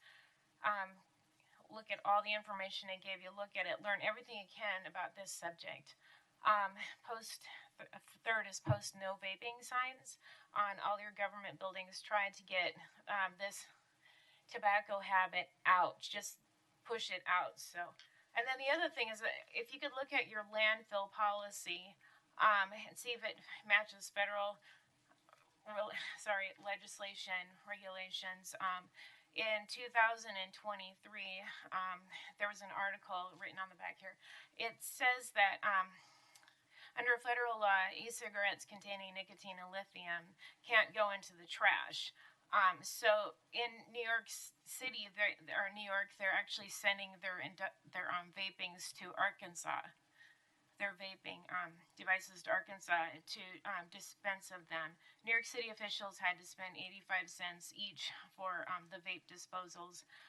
They changed the federal policy. You need to see if it matches the landfill. Okay, I'm out of time. Thank you. I'm giving you this paperwork, please. Thank you, Miss Thank you. Bay. Hang on a second, and we'll see if there's any questions. Are there any questions? Mayor Michicki. Yeah, I just wanted to thank you for coming forward. It's a huge issue. What's funny is when you try to change some of these things, particularly when you deal with the ordinance or statutory structure, like in Juneau, it takes years. And it takes years because the lobbyists that support I'll say the nicotine industry, because tobacco isn't necessary anymore. You're really selling addiction to nicotine, and it's painful to watch. I appreciate you bringing it to our attention. I certainly am happy to work with the schools on seeing how we can support the issue.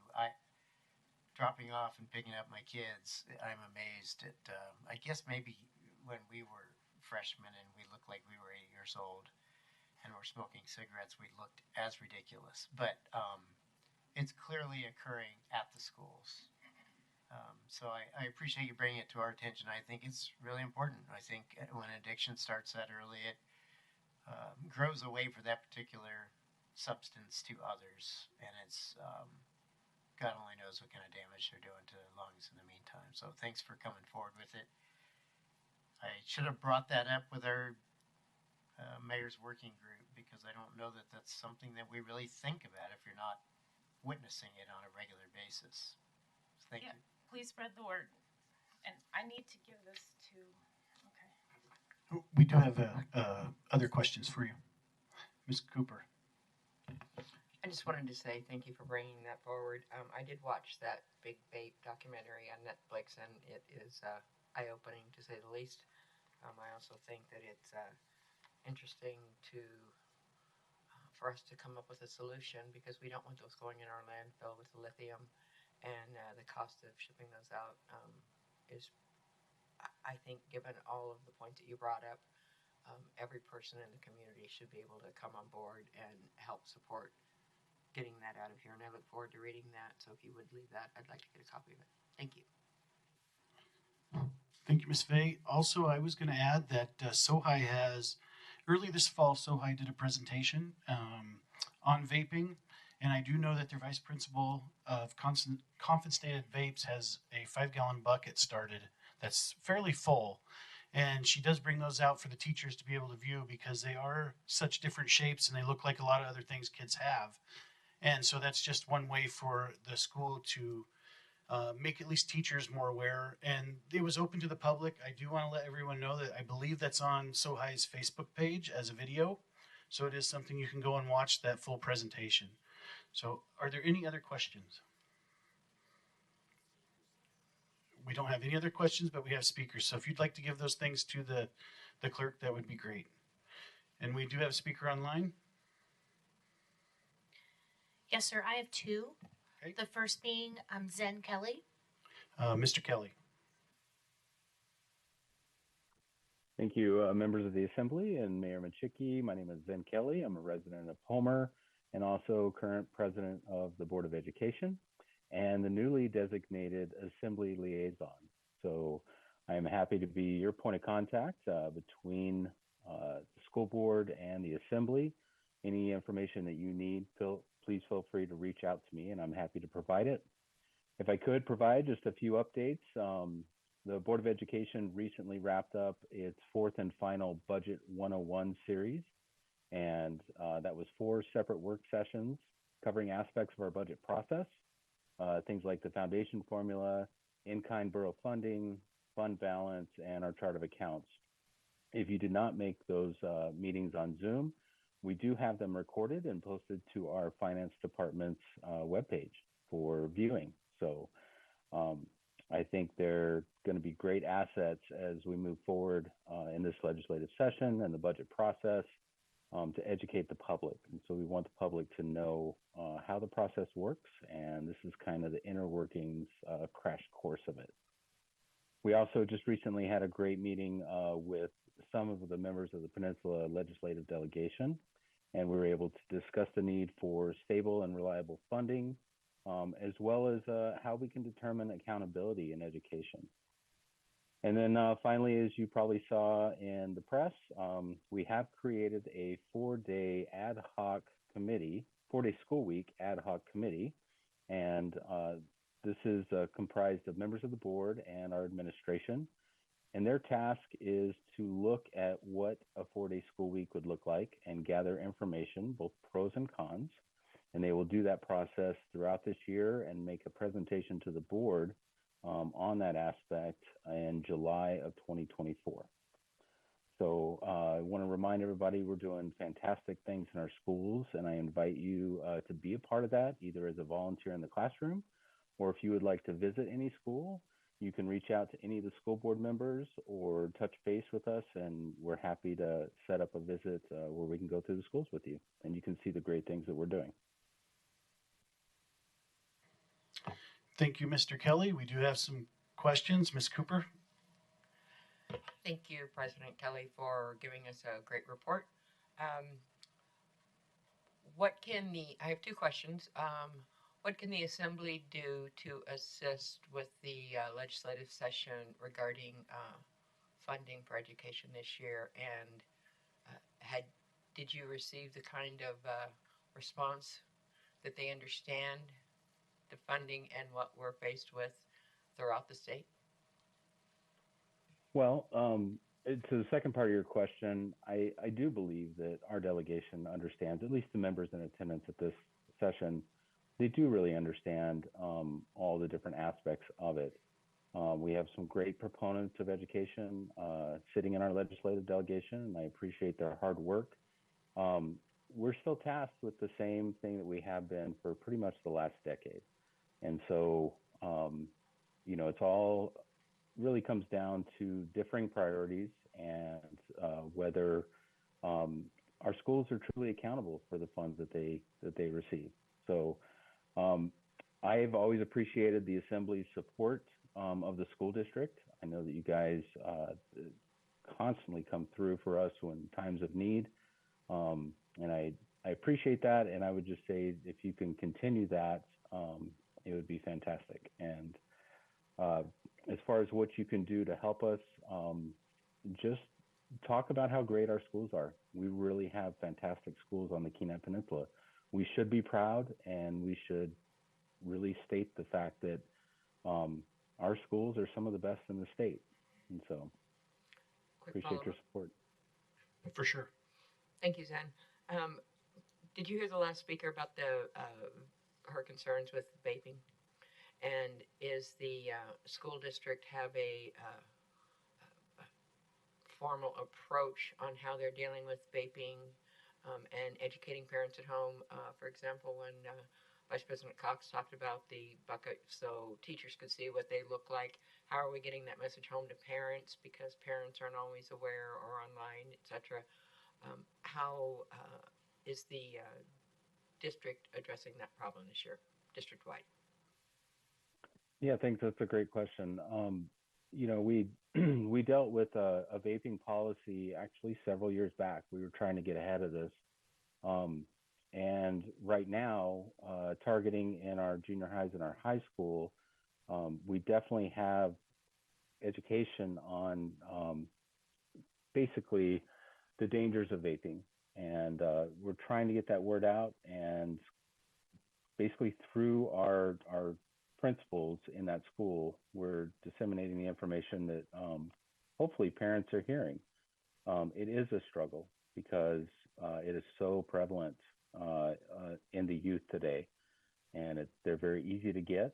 And so we're trying to also strengthen the need for law enforcement to not allow stores to sell to minors. So we're kind of trying to target it from all different aspects, and we need the community's help in tackling this scourge right now of vaping. Thank you. Another question from Mr. Hibbert. Hi, Mr. Kelly. Headlines today says high school students voice their support for pools and theaters. My question is the school district going to try to balance the school budget by closing pools and theaters again this year as they have in the past?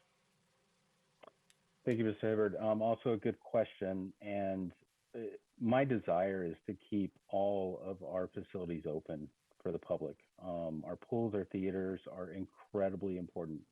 So are all of our extracurricular and co-curricular sports. So I'm not going to try to balance the budget on the backs of any particular program in general. But I, as you well know, don't hold the purse strings. And so we're given an allotment of money in order to educate children. And that becomes a discussion, bringing in the public to talk about what we can do with the amount of money that we're given. So it is not my intent. In fact, it's just the opposite. I would love to see our pools and our theaters and our extracurricular, co-curricular activities flourish. They add a lot to the educational experience of all of the youth on the peninsula. So I would say no. I don't want to close anything. I don't want to balance the budget on the back of any particular group. I just have to make it work with the money that we receive as a district. Can I follow up? Yes, please. Okay. So with that being said, then do you have some ideas on how to balance the budget? Well, it comes down to revenue. So that's the first step in the process. And we will continue to advocate with the legislature for stable and reliable funding. When we get our revenue forecast, when we know from the legislature how much revenue we have coming in, then become the decisions of what we can do with that. So the first step is advocating for sustainable funding. I can't tell you exactly what's going to happen, but I do know that the legislature responded last year with something that would have been adequate, and then half of it was vetoed by our governor. So we were able to get through last year with the amount of money we had left in ESSER funding, which was a federal funding mechanism through the COVID pandemic. But that ESSER funding totaled almost $6.5 million. We do not have that to put forward this year to help balance our budget. So depending on what we see in revenues and depending on whether the governor vetoes that or not, we will start a very serious discussion in the coming months on what fiscal year 25 is going to look like. Yes. Okay. Thank you, Mr. Kelly. So one other question is that I've been on the assembly for darn near 8 years now, and it's the same. This is the same story that I've heard every year, year after year after year. Is the state's not giving us enough money to do this, and so I'm wondering when the district may, at one time, because this assembly, most of the years that I've been on it, has fully funded the schools. I think there was a couple years that we didn't there, but when is the district going to maybe take the hard road and make some different decisions rather than making the headlines that says we are going to cut? If we can't, we're going to balance this budget on the backs of sports and pools and theaters. And so that's my question: is when is the district going to maybe take the hard road instead of blaming it on the state and the borough? Because that's the phone calls that we get. As soon as you run a headline like this, we start getting phone calls. So that's all I have. Thanks. Well, I appreciate the question, Mr. Hibbert. You know, I would say that the question that's out there is what is the best process forward to meet our responsibility of educating children with the amount of money we get. And we are trying to make this a very open and public process, and so we value input of everyone. But when the rubber meets the road, we have to provide an education within the classroom. So I welcome your input, and if you have ideas of the district stepping up and making the hard decisions, I'm open to hearing what those hard decisions could be in order to balance our budget. Thank you. Ms. Eklund. Thank you, Vice President Cox. Through the chair, Mr. Kelly, have you discussed with the borough on how to obtain some efficiencies in your buildings? I know that there's quite a bit of money that gets spent on transporting fuel oil to the across the water schools, some of the smaller schools. Has there been any discussion on cutting some of those expenses and trying some heat exchangers? And electricity is cheaper than the fuel oil, and some of the east side Peninsula schools that are still, you know, depending on fuel oil. I just want to know where you're at in those discussions. Well, great question. I am not acutely aware of the specifics of discussions, but I do know our facilities department, Mr. Kevin Lyon, works very closely with the borough. And I do believe that it is their intent to be as efficient as possible. It is very costly to heat, and the utilities aspect of some of our across the water schools or off the road system schools at the head of the bay. It's extremely costly. I could follow up with Mr. Lyon and also the facilities department of the borough and get back to you, Ms. Eklund, and see what they're doing to address and make things more efficient. Or possibly the mayor would have a better answer than I would on that. Thank you. Mayor Machicki. We have a lot of work to do, so I don't know if we're going to do this every meeting because this could go on for a while. Mr. Kelly, I appreciate your report, but Mr. Hibbert brings up a very good point. So in politics, I'm not talking down to you, I'm not being patronizing, but in politics, we try to build a coalition, and eventually the weight of that coalition gets its way. It seems like you're internally conquering and dividing yourselves, which I fundamentally don't understand. When we started with the pool and theater thing, And then we do it year after year after year. What you don't understand is how many families, the pool is their football. It's their football program. The theater is their football program. No one's talking about cutting football programs. But you're slowly eroding away your own support base. My suggestion is not to have that discussion. Either put everything on the table or don't start where you think is the weakest, because I will tell you it's not. It is a very strong coalition of people that can make or break the support you get, not only here, but statewide. And of the $13 million deficit, we have 7.7 of it is walking out the door every day. I really suggest we get serious about the homeschool issue. It is the number one impact on this budget until the legislature is responsible enough to recognize that 2013 dollars don't last forever at that rate. So I will be a partner of yours on hitting up the legislature. I have a little experience with that body, but we have some things at home to do as well that can get us where we need to be without threatening what excites the hearts of a pretty significant proportion of the students in this district. And they go through that heartbreak every year. I've kind of had it. So, hate to speak that strongly, but we have some things to do at home, and I'll be by your side when we not only get funding passed through the legislature, but we also hold the tall man to limit the ink in that pen to at least one line in that budget this year. Thank you, Mayor. I appreciate your comments. You know just as well as I do that I don't write headlines.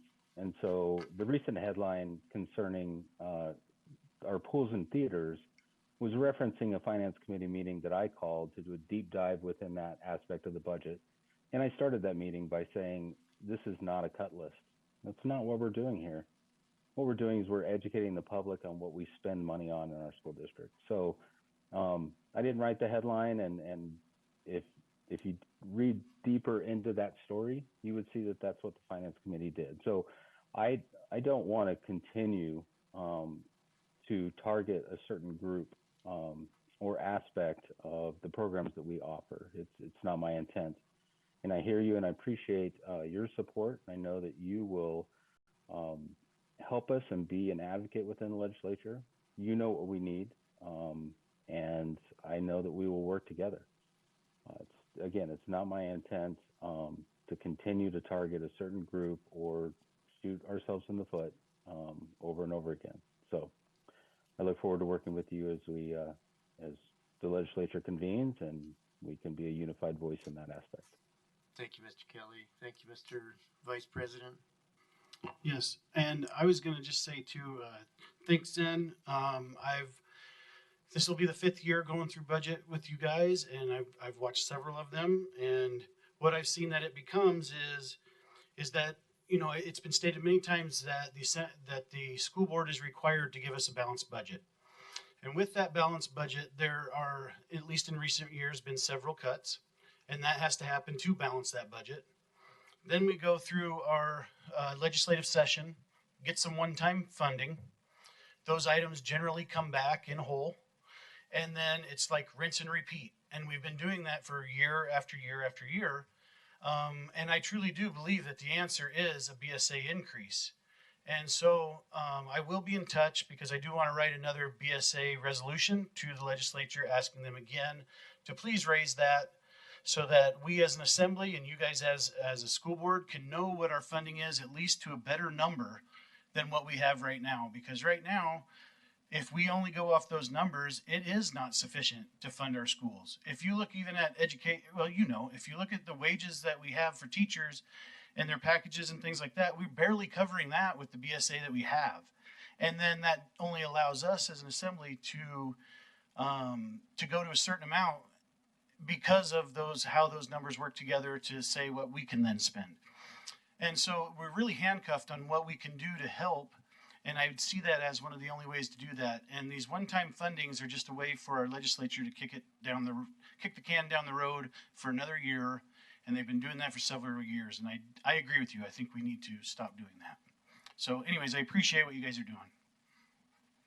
Thank you, Vice President Cox. I appreciate the sentiment, and I would agree with you. It's been year after year that I have done this as well, where it's rinse and repeat, and we start over again and have to go through this exercise. And sometimes we don't get the word of what our funding is going to be until April or even May. I mean, it has been that late. Well, we are renewing contracts in April so that we can secure and retain the top quality talent in this district that we have. And so I'm hopeful that the legislature will come out with something early in this session and it can move forward, and hopefully we have a number earlier and we do not have to continue this. I'm just as tired of it as you are, so appreciate it. Thank you. And with that, we will go to our next person. It is an online person. And what is the person's name? Marie McConnell. Marie McConnell. You have 3 minutes. Hi, yes, I'm very thankful for this opportunity to participate by Zoom, so I wasn't there in person. I have 3 things I wanted to talk about. They were the working group, mental health issues, and kayak canoe property taxes. So first off, I wanted to say I was very, very, very impressed with the working group. I came as an observer on Wednesday, and I'll say that that group is excellent. I'm very thankful for the 3 Sterling members. I'm a Sterling member. And I'm just really impressed with that group altogether. I think that the ideas they came up with are really good. I was happy to see that housing was talked about, services and things for dementia care for seniors was talked about, and also type of education like welding, pipe fitting, plumbing, stuff like that, CET type jobs. I think that working group's going to be great, whatever 3 to 5 categories they pick for subcommittees. Excellent, excellent thing. I wanted to let you know that I talked to you guys before about mental health. I'm still a mental health advocate, and I'm hoping that when the borough has some type of first responders, that maybe I could be some type of advisor for free. I'd like to offer that to save our borough money, because I've been experiencing mental health since 2007, and I think I am doing well, and I'd like to be able to help others with that. Finally, I have a kayak that I bought around 2000 that I pay property taxes for ever since I registered it with the Coast Guard. And I pay $50 a year on that kayak. I think that Mayor Machicki might have made some changes to that, but I'm not sure. So I wanted to know, did we make any type of new laws for kayak and canoes that are being charged for property tax of $50 a year? Because I've now paid the borough more in property tax than I paid when I paid $800 for that kayak from the place in Prince William Sound Kayak in Whittier. And that was my question. Mayor Machicki, it looks like you have a response. Yes, we did clear up your case, if I'm not mistaken, Marie, and I think that was, it's a very rare occasion because most people don't register their kayaks with DMV. It's a DMV record that gets picked up, but we have our eye on it. I don't believe you're going to see any more kayak tax, which sounds almost too funny to be true, but it is. It was in your case, and I appreciate you bringing it to our attention. Thank you. Yeah, and I think there was 8 or so many other people that had the same thing on either canoes or kayaks that are over 20 feet long. Thank you. And Marie, thank you. Are there any other questions? Seeing none, I appreciate you calling in today. No one else online? Is there anyone else in the audience? Yes, please come forward.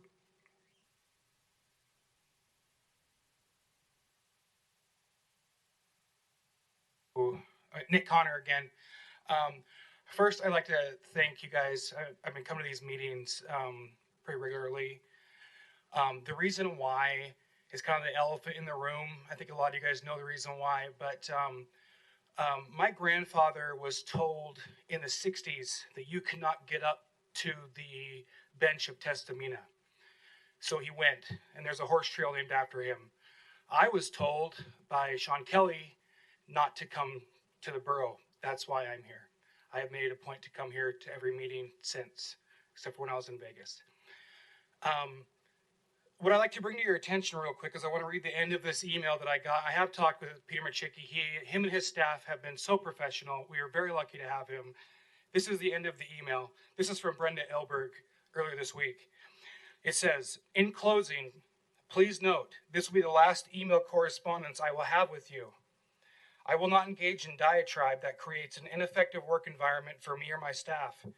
I believe that future engagements between you and any KPB staff should go through Mayor Michicki's office to ensure that all parties can engage in a factual conversation. Merry Christmas, B. I started doing windshields for the borough in 2001. I have done windshields at maintenance yards. I have done work at fire departments. I have done work for the pool. I have done work for many of the staff that works for the Kenai Peninsula Borough. I have recently decided that I will not do work on any borough property for the borough until the issues that I'm dealing with are getting resolved. And that's causing a problem with the borough maintenance departments because they're contacting me. Even today, I got a call. They're begging me to come and help them buy tools because they don't have anybody to help them do windshields. I don't have any power with the borough other than my services. This borough hands out plaques to members of the community that work for the borough for 5 years, 10 years, whatever. I've been doing this for the borough for 23 years, and the staff at the OEM building is completely out of control.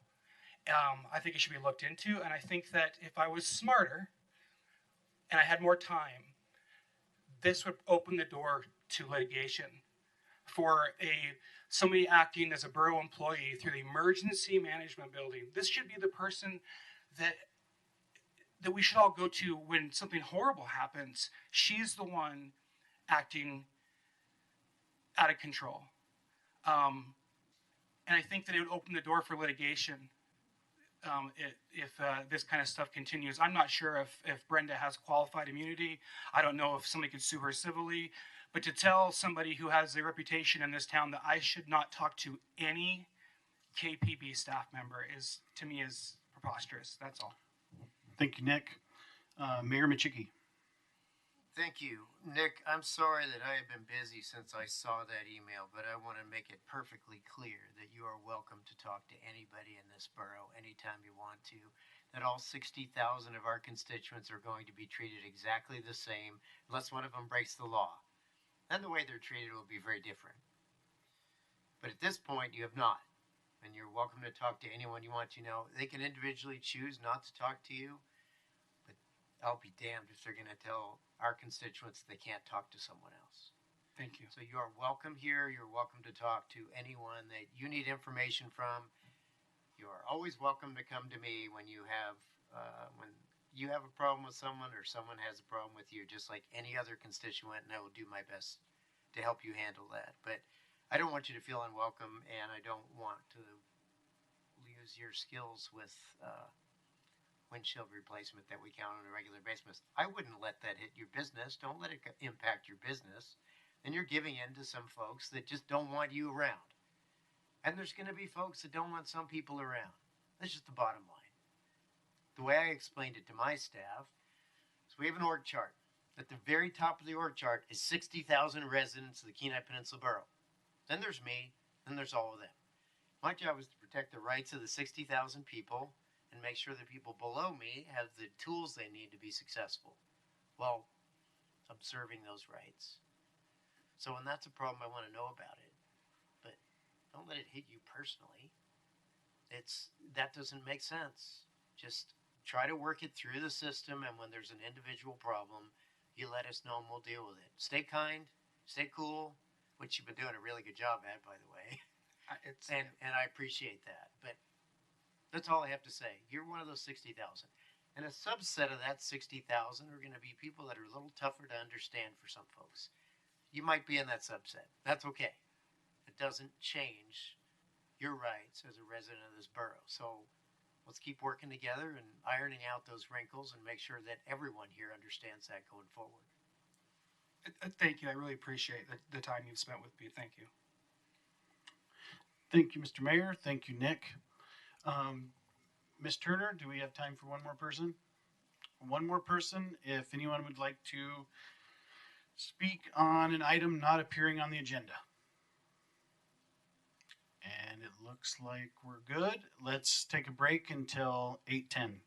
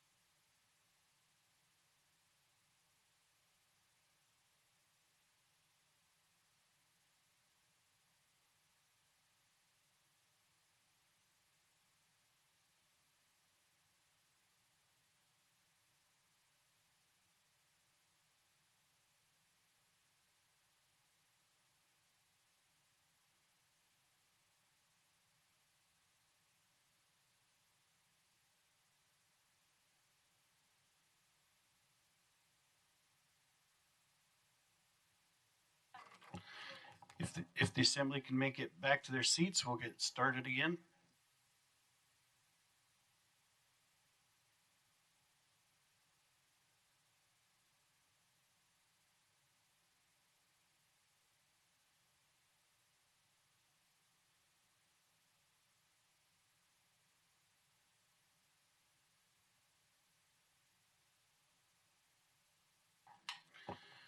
All right, we will continue on. Are you ready? All right, Ms. Turner's ready, so we will go to the mayor's report. I imagine there'll be a few things since we didn't hear from it earlier today. Thank you, Mayor. Yeah, it's 8:12, so I'll just kind of cover some priority things here. You've seen the agreements and contracts, as well as one thing I want to point out is the grant reports. We will be bringing a new distribution system for the senior center grant, so that might be something worth reviewing. If you remember, we did a hold harmless last year because of the sort of sloppiness of what happens after a census. And we believe that it should go on actual daily usage versus a number that doesn't actually represent who senior centers serve. So, just on some outstanding items, I think this is important, but we have a new Employee of the Month program. If you care about details, let us know. It seemed to be sort of this building centric before. Now we want to equally recognize employees from all over the borough. So we have a new system for that.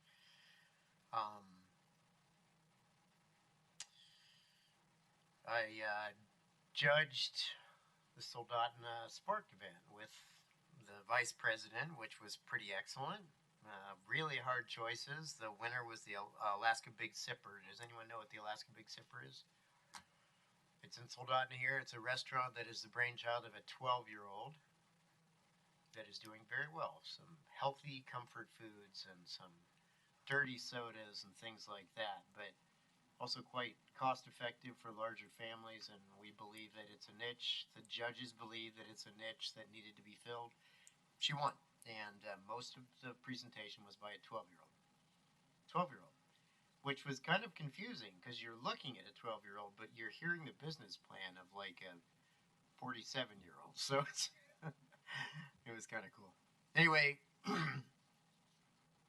I'm not going to cover all of the meetings here. I'll cover some of the key ones. I have been having budget meetings with commissioners, hoping to have a beginning better outcome. We've all talked about in the governor's budget, which we will see soon enough. What doesn't make it in there, we still prioritize. We'll keep it at the top of our list. Hopefully, we're more successful than we've been certainly last year, and we have been some years in the past.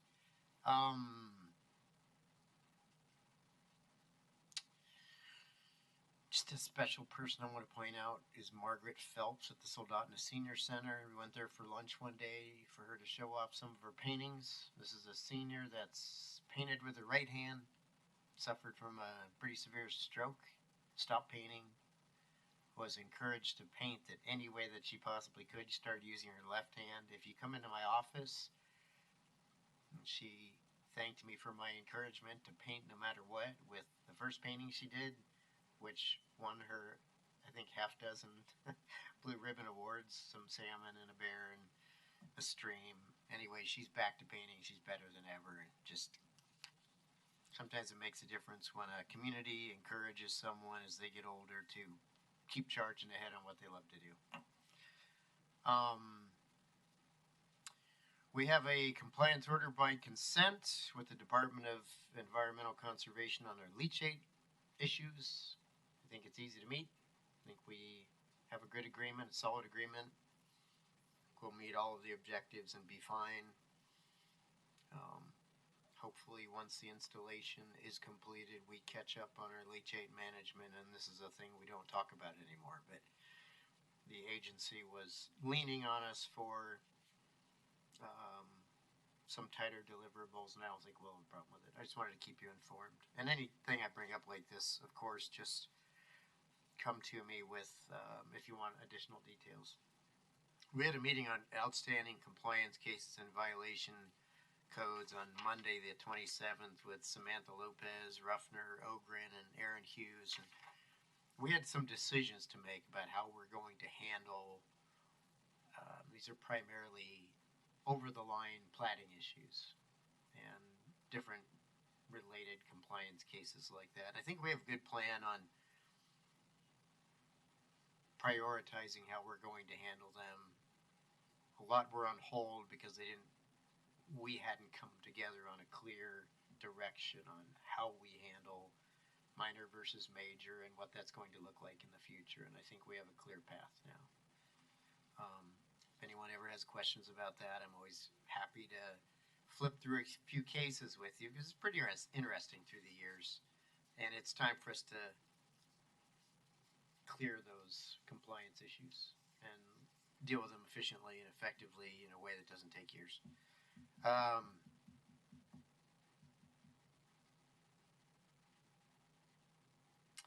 We've had some meetings on, Mr. Hedges and I have had some meetings on dealing with helping SPH that was here this evening, securing a campus for future growth. And I think we may be heading in a successful direction. It's been very difficult. They're backed up to a hill with a stream nearby, and right next to that is kind of a prized playground park.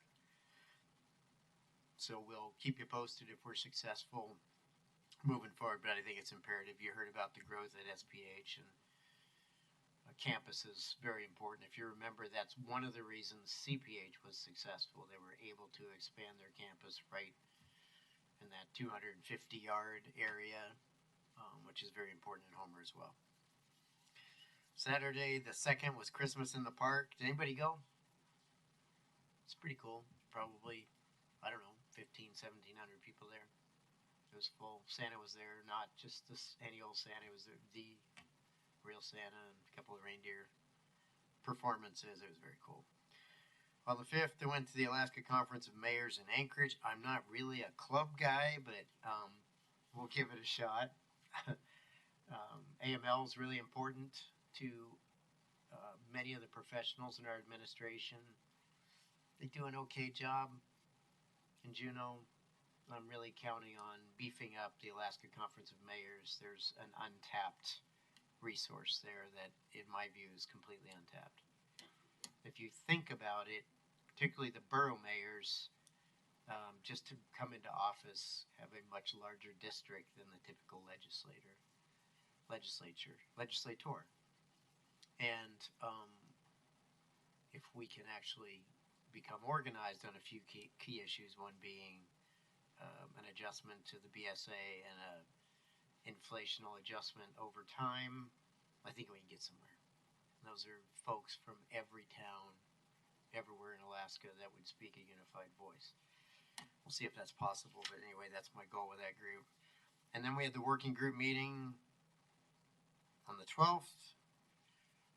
We have issues. The key issues were housing, cost of housing, availability of housing, workforce development, CTE, and education, and economy transportation.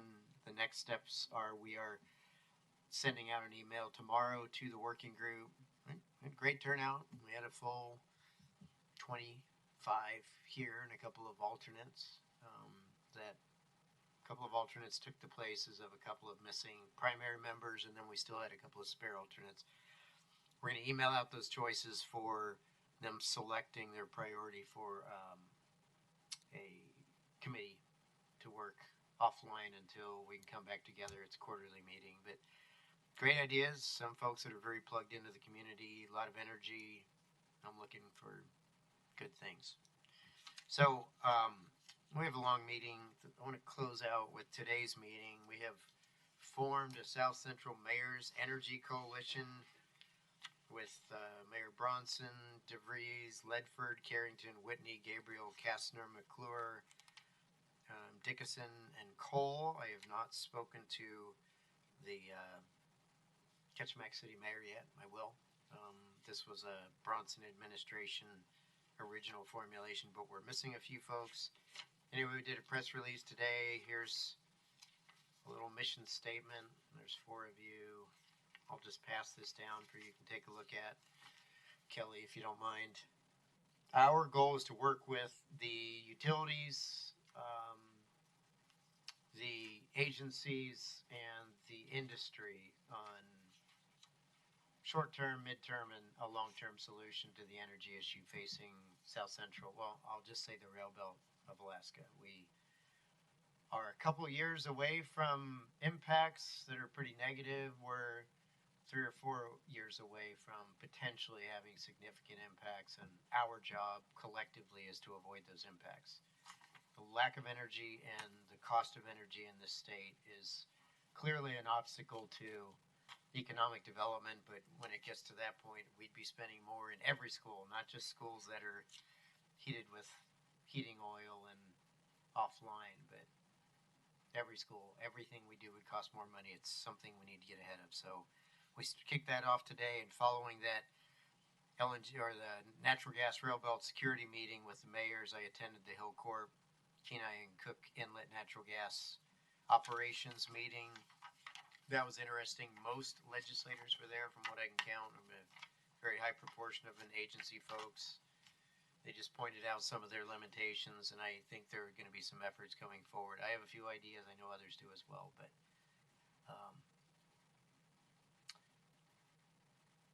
the key to Alaska's success is reducing the cost of energy in rural Alaska, not increasing the cost of energy in urban Alaska. I'll just leave it at that. I don't know if you have any questions, but I'm here if you do. Thank you, Mr. Mayor. Are there any questions for the mayor? Not seeing any in the, oh, here, Mr. Ribbons. Thank you, Mayor. I also attended the AML conference last week, although I think you and I attended different meetings most of the time. I did attend one group where they were talking about asset management at municipalities, and you and I both come from an oil field background where asset management is, you don't run to failure because it just doesn't work that way. I'm just curious what your thoughts are about how the borough does asset management and whether you think there's some efficiencies to be gleaned in there. Well, that's a great question because although there's an asset management team,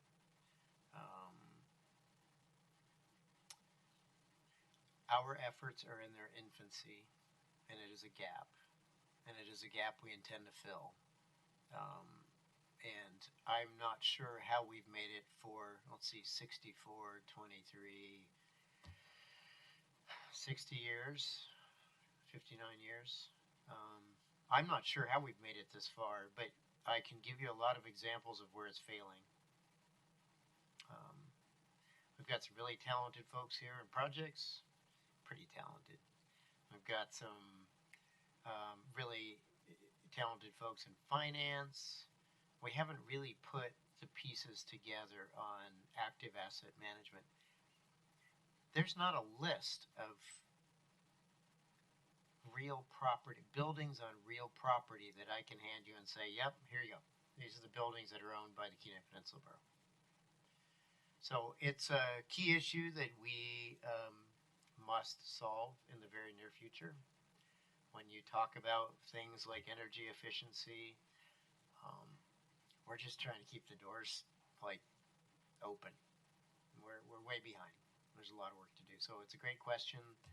Hope that answer is satisfactory, but you'll be hearing a lot more. And if you have an interest in participating, I always open that up to assembly members with some background that may help some helpful hints. But as that group develops a little further, we are going to have to assign that responsibility to a team and do the initial. As you and I know, in the private sector, we've been past that point for literally decades with key inventories and service lives and the kinds of things we don't have here. So we have a lot of work to do.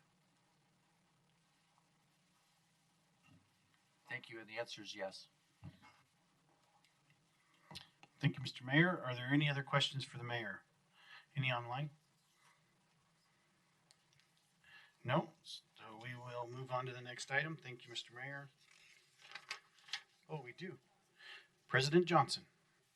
Thank you, Vice President Cox. Yeah, Mayor Machicki, I had a phone call from Willie Dunn in Homer today. He was asking about the ongoing opioid settlement money. His group, Kachemak Bay, I can't remember exactly, but they help people with addiction and that sort of thing. Anyway, he was asking if there was going to be ongoing funding that group was interested in. Simple question is yes, and I certainly hope that his group will apply. Fabulous. I'm sure they will. Thank you.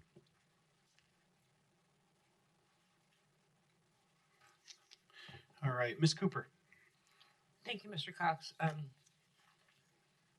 We all received calls from Mr. Dunn and their president of that organization, Jacqueline Rainwater, had called me, and I spoke to Brenda today when I came in, and the ordinance last year appropriated the money into the account for year 2, and she's expecting those grant funds or those grant applications to go out with a ordinance to the Assembly in January.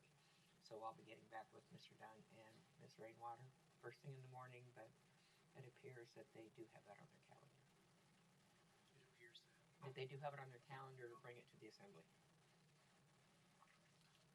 Yeah, very good. Just to be perfectly, so the reason why I said yes is will be an option.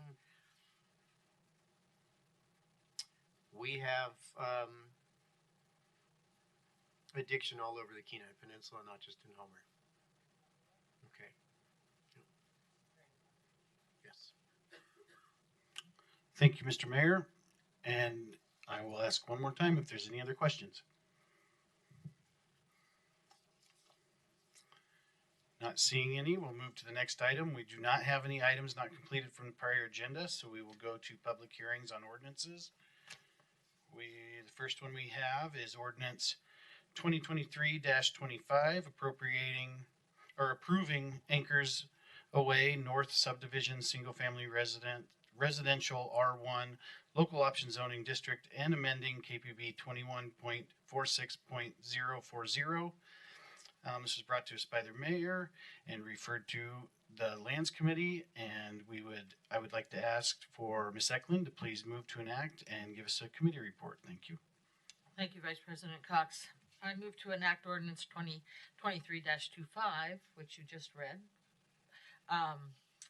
And the report is that the Department of Natural Resources has a raw piece of land down on the Sterling Highway towards Homer, that they have applied for a local option zoning district, a single family residential district, and this is the best way to go forward with this zoning request.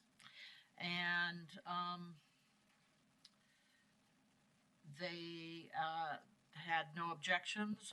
There were some calls from local property owners in the area, but no objections from any public, and I would move for unanimous. Thank you. We now have public hearings on ordinance 2023-25. Is there anyone online or anyone signed up? No. Is there anyone in the public who would like to speak to ordinance 23-25? Seeing none, we will bring it back to the assembly for your wishes. I move for unanimous.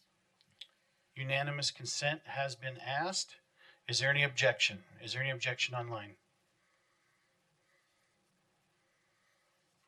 Seeing no objection, ordinance 2023-25 passes.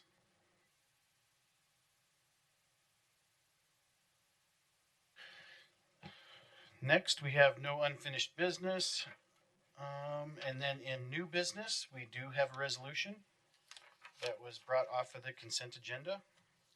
It is resolution 2023-082, expressing support for Seward Community Health Center building a new building at 431-501 First Avenue, Seward, Alaska. This was referred to the legislative committee, and that would be Ms. Cooper. Sorry about that. I was reading the memo. So they brought forth, let me catch myself up here. They brought forth a resolution asking us to support the work that they are doing for the new Seward Community Health Center.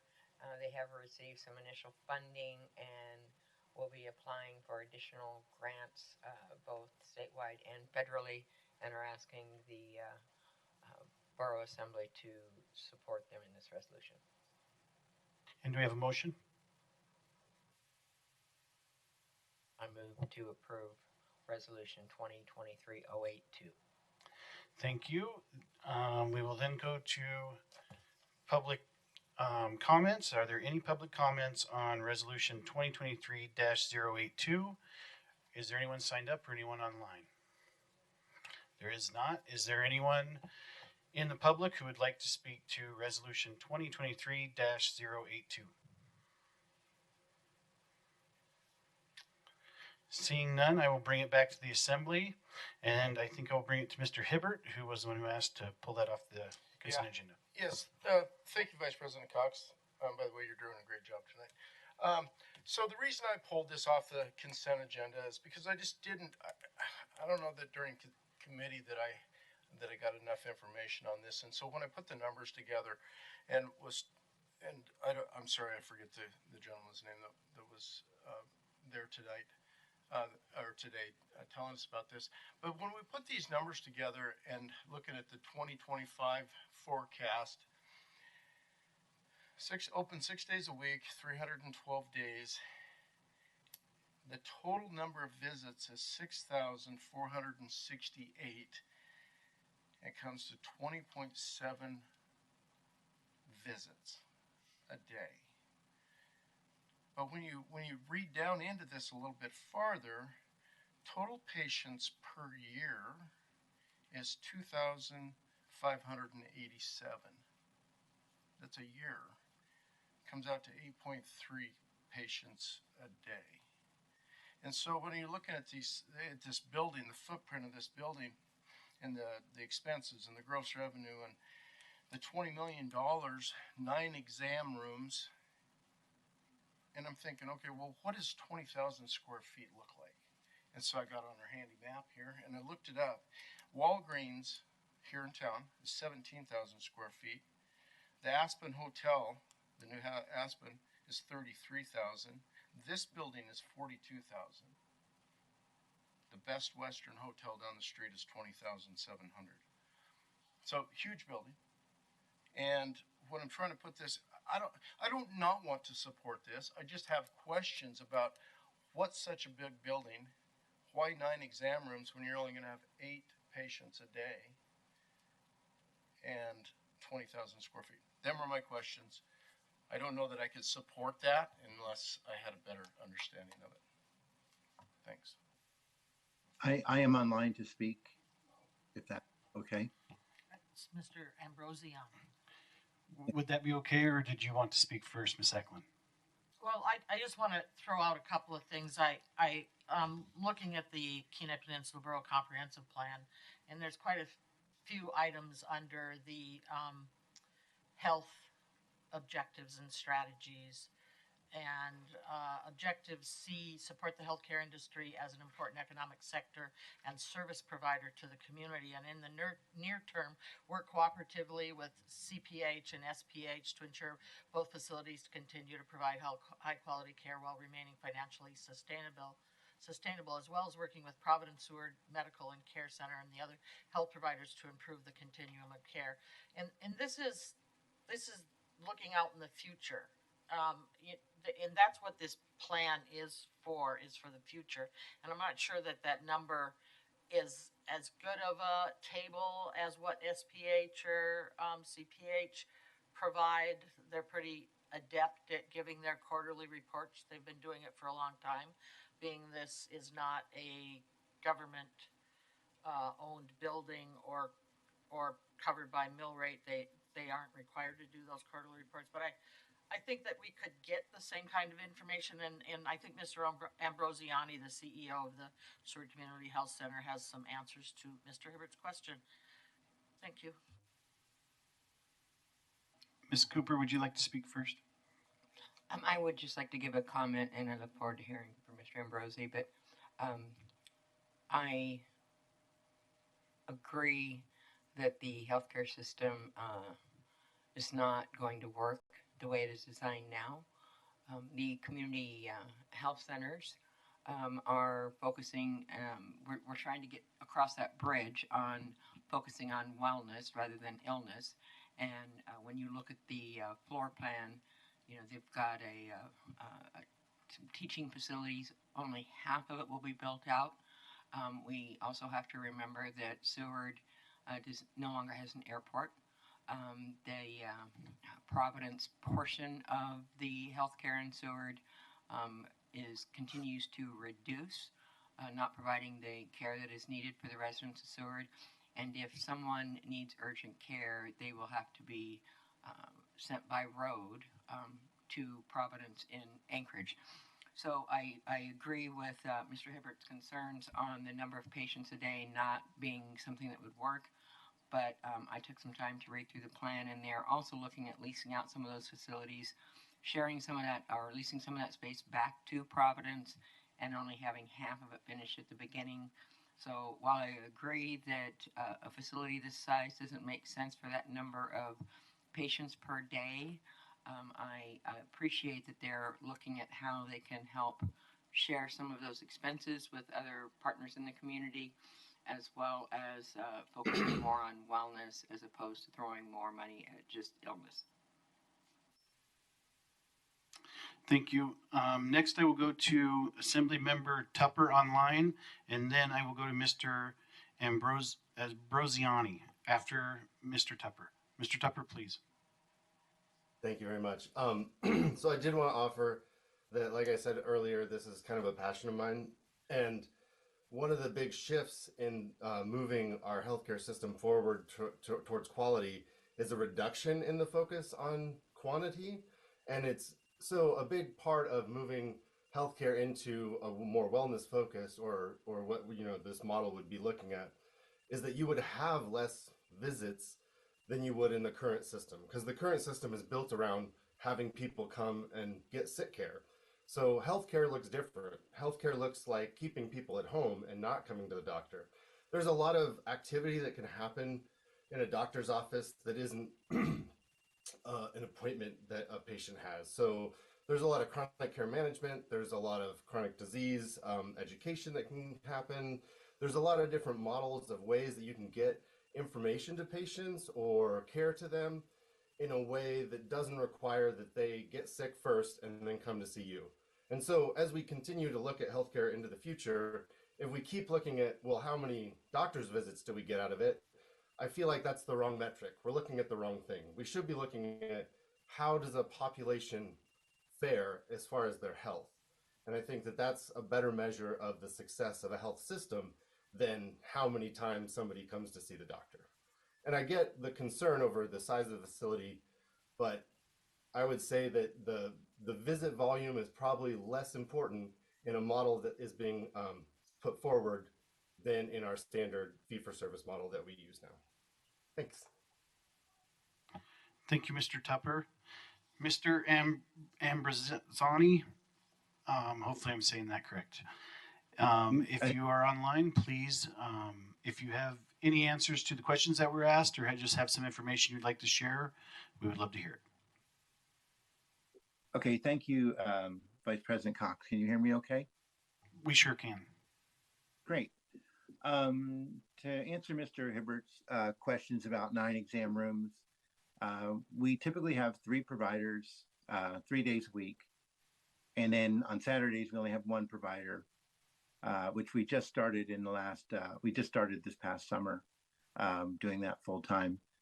But for a provider, you need 3 exam rooms to be efficient. 1 exam room, the patient is being groomed. The 2nd exam room, the provider is seeing the patient. And the 3rd exam room is being cleaned for the next patient. We typically have 2 and sometimes 1 exam room per provider, which makes our appointment processing very slow. So we can increase our volumes by having the standard industry standard of 3 exam rooms per provider. And you can see we have in the drawings, we have 9 main exam rooms. We have 1 exam room that is a special room off to the side that is accessed from the outside for COVID use or any other kind of pandemic, so that we can do drive-through testing and drive-through administration of vaccinations or whatever. And then we have 2 procedure rooms so that we can bring in outside specialists to do certain procedure days at our clinic. Also, we can convert. If we grow enough to need 4 providers, then we can have 3 exam rooms for 4 providers. So that explains what we have there. The other thing is behavioral health. I mean, we have 1 behavioral health office right now. We have doubled our behavioral health visits in the past year. Our medical visits have increased 32% in the past year. So we're using the model of doing preventive care, primary care, wound care, other things, behavioral health care. And we're also identifying social determinants of health in the community, helping homeless folks, sending cabs to go get people. We do a lot of things that other clinics don't do, and we integrate our care. We have internal medicine, we have behavioral health, and we have medical. We do pediatrics, and we do care across the whole continuum. We even go out to people's houses when necessary and deliver care at home. The size of the clinic, the last gentleman that talked, and I forgot your name, I think it was Talbot, you had hit it right on the head. We are trying to work with folks and improve their health and not have them come in just when they're sick. We want them to come in when they're well so we can help them, teach them how to be healthier. So that's why we have a demonstration kitchen on the 2nd floor, so we can teach folks how to cook better, how to prepare food better, how to raise their kids with appropriate meals. And then we have other space that's been talked about as far as education for our community. educational things such as nutritional education, digital equity, youth resource center, and even teaching kids about vaping. I mean, I know we do it in the schools, but I don't think it hurts to do it in your medical clinic either. Um, so really, as I brought up in the legislative meeting, I honestly believe that our healthcare system is broken. A lot of good people are working hard, but community health centers, we're a patient-centered medical home, and I think we're positioned in Seward to do a lot more for our community than just take care of folks when they're sick. And I'm hoping that answered Mr. Hippert's questions. Thank you, Mr. Ambrosiani. Mr. Tunseth, did you still have a question or comment? Yeah, thank you, Vice President Cox. Just, I'll try to be brief. I think, in general, I tend to agree with Mr. Hibbert's comments, and the cost seems quite high for, and the space requested also seems very high. It's $1,000 a square foot, 20,000 square feet, $20 million project cost. So I guess always a little leery about just supporting something through ordinance or resolution that doesn't really commit the borough to any money. It's just saying that we support this, because I feel like it sort of opens you up at some point that they come back and say, hey, we've got a shortfall and we need help, and you guys believe in this. Now, that said, it's really difficult to just sort of sit up here and knowing all of the other effort that went into this at the community level, all of the people that you've engaged with. And I don't disagree with your comments, Mr. Ambrosiani or Mr. Tuppers, about the direction of healthcare and how to make that appropriate. So I'm cautious. It seems like a very large amount of money and a large building that you're going to have to figure out how to operate and make work. But that said, I don't think I'm smarter than a lot of the people that worked very hard on this, obviously, and put this together for the need. So I'll support it cautiously. Thank you, Mr. Tunseth. I believe we have President Johnson online. Thank you, Vice President Cox. I'm going to support Resolution 2023-082 as well. What I see out in Seward especially is lack of options for people that live there. Going to Anchorage doesn't seem like much of an option to me for your more minor needs. And I think that people, or myself for sure, I'd love to go to Kenai or Soldotna, where I got jillions of doctors, but the first thing they do is put an IV in my wallet, and the rates are so ridiculous. I'm positive I got some things wrong with me. Well, be darned if I'll go spend that kind of money to find out. I'll stay home until I get real sick, and then I'll have to go. So I just want to have people have more cost-effective, reasonable medical rates, and so I think this is a step in that direction, and so I'm going to support it. And I hope that they don't intend to come back and ask the borough for money, because we probably don't have it to help if they go sideways on this. Thank you. Thank you, President Johnson. Mr. Ribbons, you had your hand up. Yeah, I think I'm largely philosophically aligned along with Mr. Tunseth and Mr. Hibbert on this one. I will support this resolution with some reservations. And part of it for me is the borough seems to throw resolutions around like they're just paper that we're printing in front of us now. And I sometimes wonder about what the meaning is, or for that matter, why a community, if they're behind something, feels a need to come to the borough and ask for us to support it as well. But that being said, I will support this. Thank you, Mayor Machicki. Yeah, I have a couple comments. They're sort of directed at this resolution. First of all, they're $5 million into a $20 million project, so we're going to be talking about this for a long time, and it's a good future effort. I think the only concern, I don't have a concern. It's a resolution, right? That's what we say in general. It's just a resolution. But the bottom line is we don't have a Kenai Peninsula Borough healthcare system. And I hate to see us adding another piece to a system that is not working together toward a bottom end result. And that's nothing against this effort. This is more like a PCHS effort, which has been a very important organization to have here on the Kenai. That is kind of the gap that President Johnson's talking about. I hope he doesn't wait too long. It doesn't get cheaper.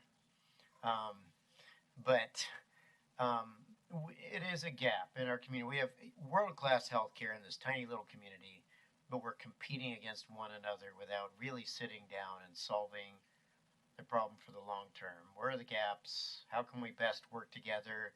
Which facilities should have which, offer which services so that we're not duplicating efforts?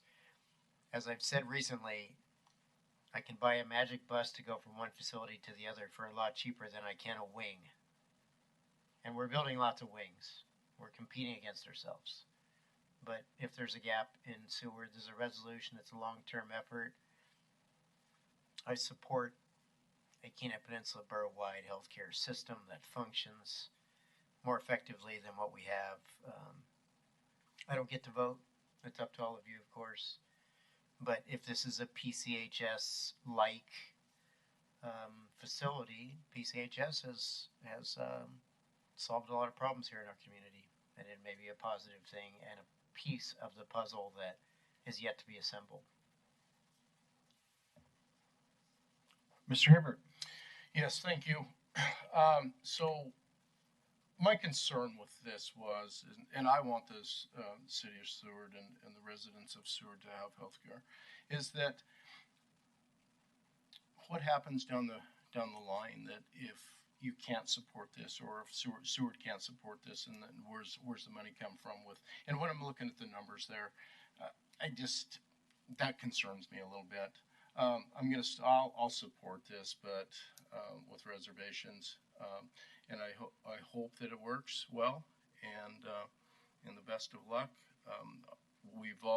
This whole assembly has pushed for healthcare, mental health care, behavioral health care, and we're happy to see that there in Seward also. But anyway, I am, and that. So best of luck, and like I said, I'll support this with reservations. Thank you. Mr. Mayor Machicki, did you have another comment? I do. I think it's important to make the statement for the record. I added the words non-borough funding in section 1. We can't fund it. I want to make that clear. I think all assembly members should review the powers of the borough. Unless they chose to create a service area in the future, it's not something that we can fund. They would have to create a hospital service area or a healthcare service area for that region, and it would have to be approved by the voters. So I want to make that clear. Mr. Attorney, if I'm not stating that correctly, I would love a correction, but that is my understanding of our powers. So we are not at risk unless the people in the Seward area chose to fund something of that nature in the future. Thank you for the clarification. Can I? Sure can. So one other thing that I just remembered here that I wanted to speak about is that I remember when Seward did have a hospital and they had health care there, and then Providence came in and bought them out, and now they got a first aid center, and that was sad, and that's what I'm worried about, is that Seward not having health care again, and so that was my other comment. Thanks. Ms. Eklund. Thank you, President Cox. This kind of reminds me of the lack of the familiarity with the East Peninsula that I often hear, and I had one of the last children born at the Seward General Hospital. Yes, and then Providence came in and they had a clinic and they had a 4-bed hospital, and they did not have enough room to meet the demands of the residents and the visitors. And without a good clinic, we would probably use some of the economic base that the cruise ships bring in. We do not have an airport that can haul people to Anchorage. It's a 2-hour drive in good weather to any other hospital. And this Seward Community Health Center is one of the federal programs that came about a couple years ago, and they are concerned with health. I have my general practitioner there. I go to my annual physicals. I have her text. I can text her. I mean, it's great care. It's not that we don't have health care in Seward. This is a long-term goal of the community that is expanding. And the request for a resolution of support is not as stated in Mayor's addition, that it's not borough funding that they're asking for. This is just one of the things that when you're asking for state and federal funding, if you have local support by another government entity, the Borough Assembly, the communities of Moose Pass, Cooper Landing, and Hope, that need this place to be able to get to in less than 2 hours. Well, Hope could probably get to Anchorage, but I just wanted to make it clear that this is just asking for an additional document to go forward with the request for state and federal funding. Thanks. Thank you. And I'd like to ask for unanimous consent. In just a minute, because we have Mr. Tupper online would like to make one more statement. Just one more thing, which is to say that I feel like this is my wheelhouse, right? Like, this is where I've been working for the last decade plus, and when I look at the proposal that's being put forward and what they're asking for support on to accomplish, it looks like the future of healthcare. It looks like what we should be aiming for.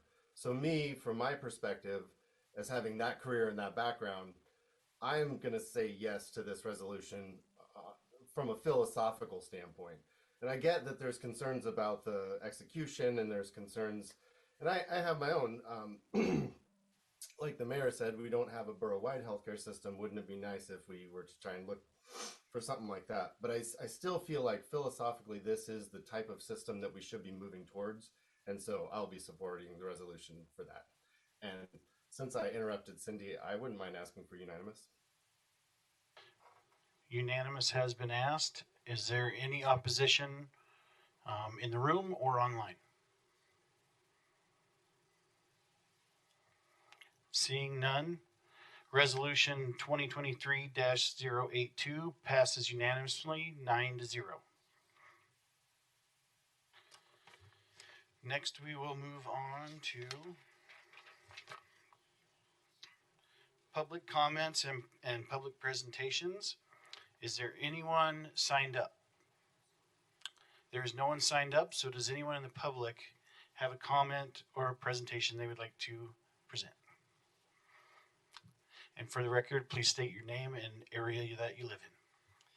Dr. Keith Hamilton. I live out in K Beach, and boy, I thought last meeting of the year, as we closed out, I thought I might come in and share something as we head into the holidays, and actually to pray a benediction over you all as a gift to all of us in these chambers. I've had the privilege of praying with and for you over the last 23 years since getting Alaska, and I thought, my goodness, at the end of this year, maybe tonight we could do that together.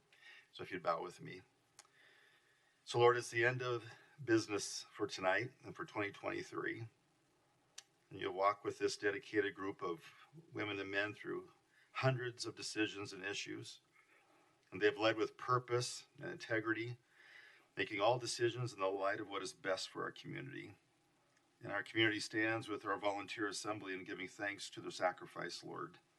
Honor their work and service as they leave here tonight and celebrate the birth of our Savior in just a few weeks.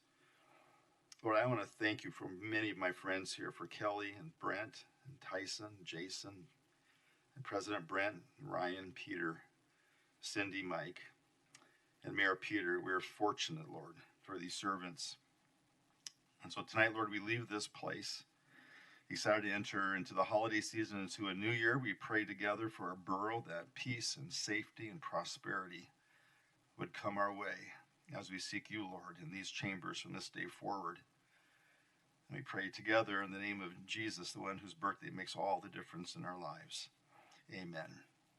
And Merry Christmas. Thank you. Is there anyone else who would like to speak?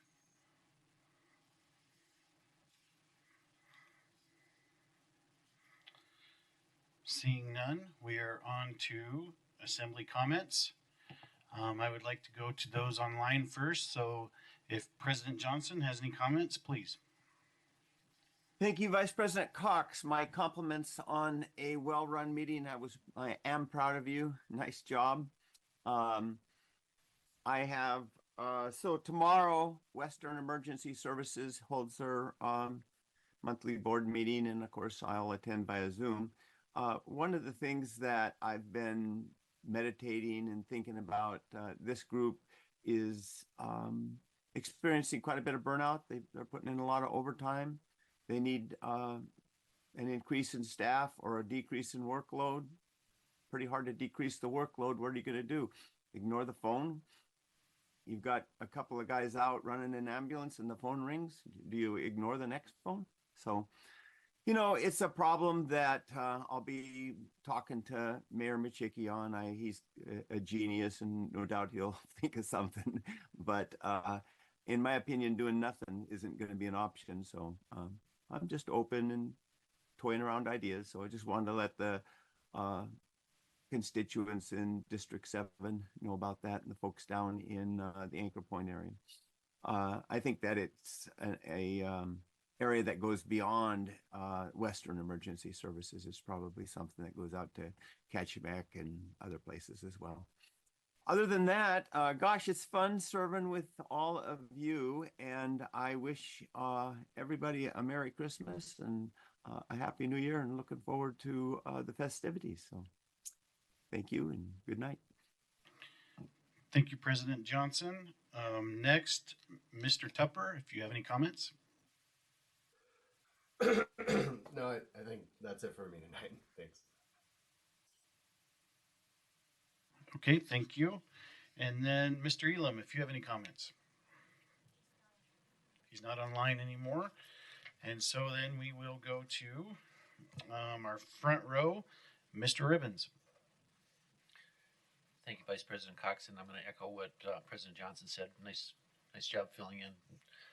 A couple of things that deal with Nikiski. One, the Nikiski Community Council, and I'm going to be reading directly from what Mr. Ross sent me here. On December 16th from 10 to 4 on Hedberg Lake on the Community Council property is the Dave Jones Youth Ice Fishing Tournament. Dave Jones was an avid ice fisherman, and he was the superintendent of the school district. Parents and friends can fish, and there will be prizes for the youth. And he says the ice is 8 to 10 inches thick. On a slightly different note, there are two industrial facilities, two buildings out in Nikiski. One of them is fairly close to the school, and they collapsed from snow load over the last year or so. I have been able to make some communication with the owner on it, and I've gotten some optimistic signs that they're working with a contractor to do some demolition work on that, so we're excited about that. As many of you know, excuse me, PFAS was detected in some water out in Nikiski. I did get the drinking water results from the DEC for the school, and the good news there is those are below the EPA's proposed standards for all of the constituents there. That's great news. And also I have been speaking with the utility system operator, and he's working with the DEC revolving loan program, I believe it is, for some longer term options on that, and stay tuned in the next few months. Hopefully we'll get some traction on that. And finally, just as a comment, another thing that I learned when I was up at the AML meeting is, if I understand correctly, Alaska is the only state in the United States that still has an equalization law in the book for school funding. And I'm just curious whether that still makes sense for us, or whether it's better to leave something like that go away, and we should work on the legislation on that. So just something to think about. And that's all I got. Bye. Thank you, Mr. Ribbons. Mr. Hibbert. Thank you, Vice President Cox. Happy birthday, Mr. Ribbons. Anyways, hey, I want to give a shout out to all of our borough employees that are out there working and keeping and the contractors that are keeping our roads in shape and keeping us going up and down them, and that I don't think they get thanks enough for the things that they do, and the staff in the building here. Every time you come in here, they're happy, they're smiling, and they're working hard. So, and with that, have a Merry Christmas, and we'll see you next year. Thank you, Mr. Hibbert. Mr. Tunseth? Thank you, Mr. Cox. Okay, a couple things. Yeah, echo what everybody said. You did a fantastic job today running the meeting. Good job. I attended AML. That was really cool. Just wanted to thank the borough for sending me there. I learned a lot, especially at the kind of newly elected piece on open meetings and Title 29 and all that stuff. It was a really good networking experience, so I was really happy to go and echo what Mr. Hibbert said and thanking the staff, certainly the clerk, getting all the logistics done for me and your staff. I appreciate it. And just all you guys hanging in here with us tonight, legal, Ms. Harbaugh, appreciate you guys. I was going to say happy birthday to Mr. Ribbons as well, but Brent beat me to it, but happy birthday. It's more than one person can say it. Mr. President, wishing you a speedy recovery. It sounds like you're doing well and sounding well on the Zoom line, so it's great to see you and hope you're doing well. Just a couple announcements from Kenai.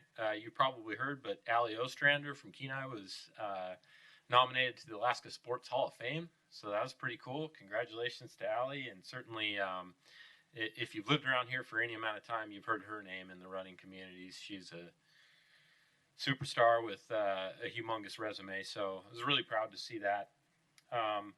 On a sadder note, Kenai lost a really, really cool dude, Don Weller.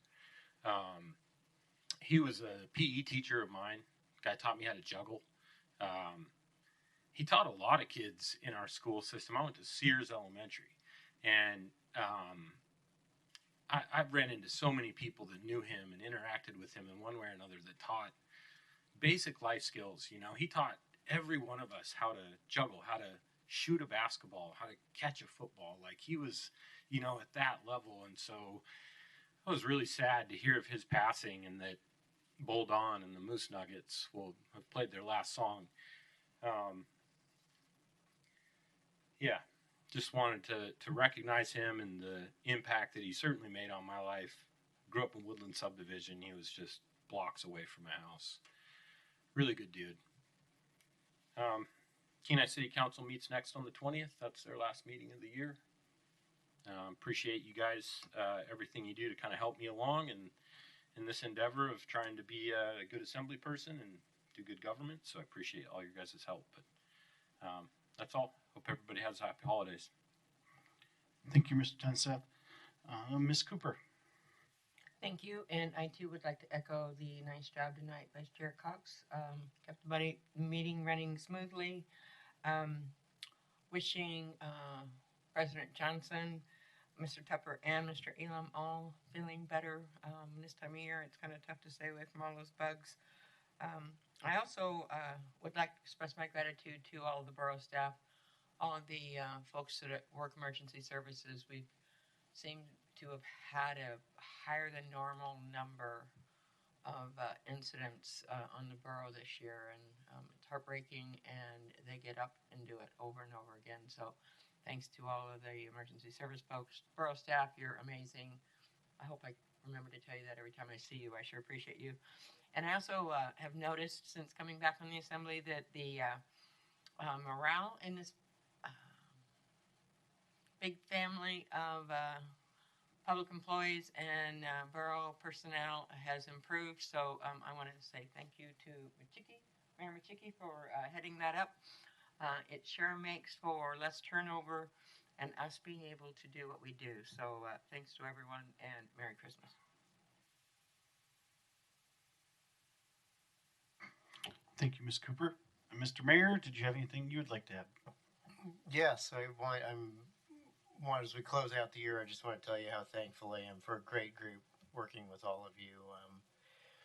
I can go on and on about the employees every day, and the team is working well together. It is feeling somewhat family-like. I mean, things are improving to the point where we even have the borough attorney wearing appropriate clothing to meetings now. He dressed up for all of you tonight. But I mean it about all of you. It's a smart group. You're thoughtful. We don't have a lot of grandstanding. We don't have a lot of populism. Just work together on good policy, and I know that'll continue, and I really appreciate it. I've worked in bodies where that's not always the case. In fact, I've worked in bodies where that's not often the case. And it's, I really appreciate the fact that that's not a problem here. So it's because of all you. And for you new folks, I know you'll be the same kind of operators. Kelly's not new, but Ryan, who I've known since he was born or something like that. But anyway, I want to wish you all happy holidays, whichever holidays you celebrate. Like the good Pastor Hamilton, I have a tendency to celebrate the birth of Christ as well, but I know people have a collection of things that they celebrate this time of year. Respect all of that, but looking forward to a little bit of time off with the family, and I hope all of you are going to do so as well. So we'll see you the first week of January, unless we see each other over the next couple of weeks. Thank you. Thank you, Mr. Mayor. Ms. Eklund? Thank you, amazing Vice President Cox, on your running of the meeting tonight. And thank you, Mrs. Ribbons, for providing us with birthday treats for Mr. Ribbons. They were enjoyable. The drive over was interesting. It was behind a plow with a couple other cars, 40 miles an hour for many miles, and lots of blowing snow. So please turn your lights on all the way. If you put just your parking lights on, your tail lights aren't on. And when there's blowing snow, I cannot see somebody without their tail lights on. And we have holiday travel. We have winter school sports on the road. So have your headlights on all the way so your tail lights are also on. Don't drive on the roads right now without your lights on all day long. Please. Please, I'm on the road a lot. Yes, thank you, staff. Sean, you can go in business casual by me, okay? Alaska business casual. Your vests are just fine. Merry Christmas, Happy New Year, Happy Kwanzaa, Happy Hanukkah, and any other holiday you support between now and our next meeting on January 2nd. Thanks. Thank you, Ms. Eklund. And just so everybody heard that, is turn on your lights or Ms. Eklund might hit you. But a couple of things. I was also going to say happy birthday to Mr. Ribbons, but for sure say thank you to Mrs. Ribbons for the fabulous cupcakes, because they were definitely good. I also wanted to remind everyone this Thursday at KPED, there is an open house from 1 to 6. This is for Tim Dillon's retirement, and also so it's for saying goodbye to Tim and saying hello to Cassidy, who will be then taking charge on the first of the year. And so that will be on Thursday, 1 to 6. Yes. I hate to take a second bite at the apple, but the word bite is appropriate here. The cameras were on, so whoever borrowed my cupcake from Mrs. Ribbons, you have an opportunity to, Mr. Rizzo. That would be your staff. So with that, the only other things I was going to share is just a little bit about, I'm sure other people have family coming back. My son just came back from Montana in his second year. And my other son is going to be driving from Fairbanks this next weekend. And so I'm very much learning to appreciate my kids coming home from school. They're telling me they're doing good in school. We will find out probably pretty shortly if that's true or not. But otherwise, I just want to wish everyone a very Merry Christmas and just have a happy and safe holiday with family. With that, our next meeting will be January 2nd at 6 p.m. right here at the Betty J. Glick Assembly Chambers. And with that, we adjourn at 9:12.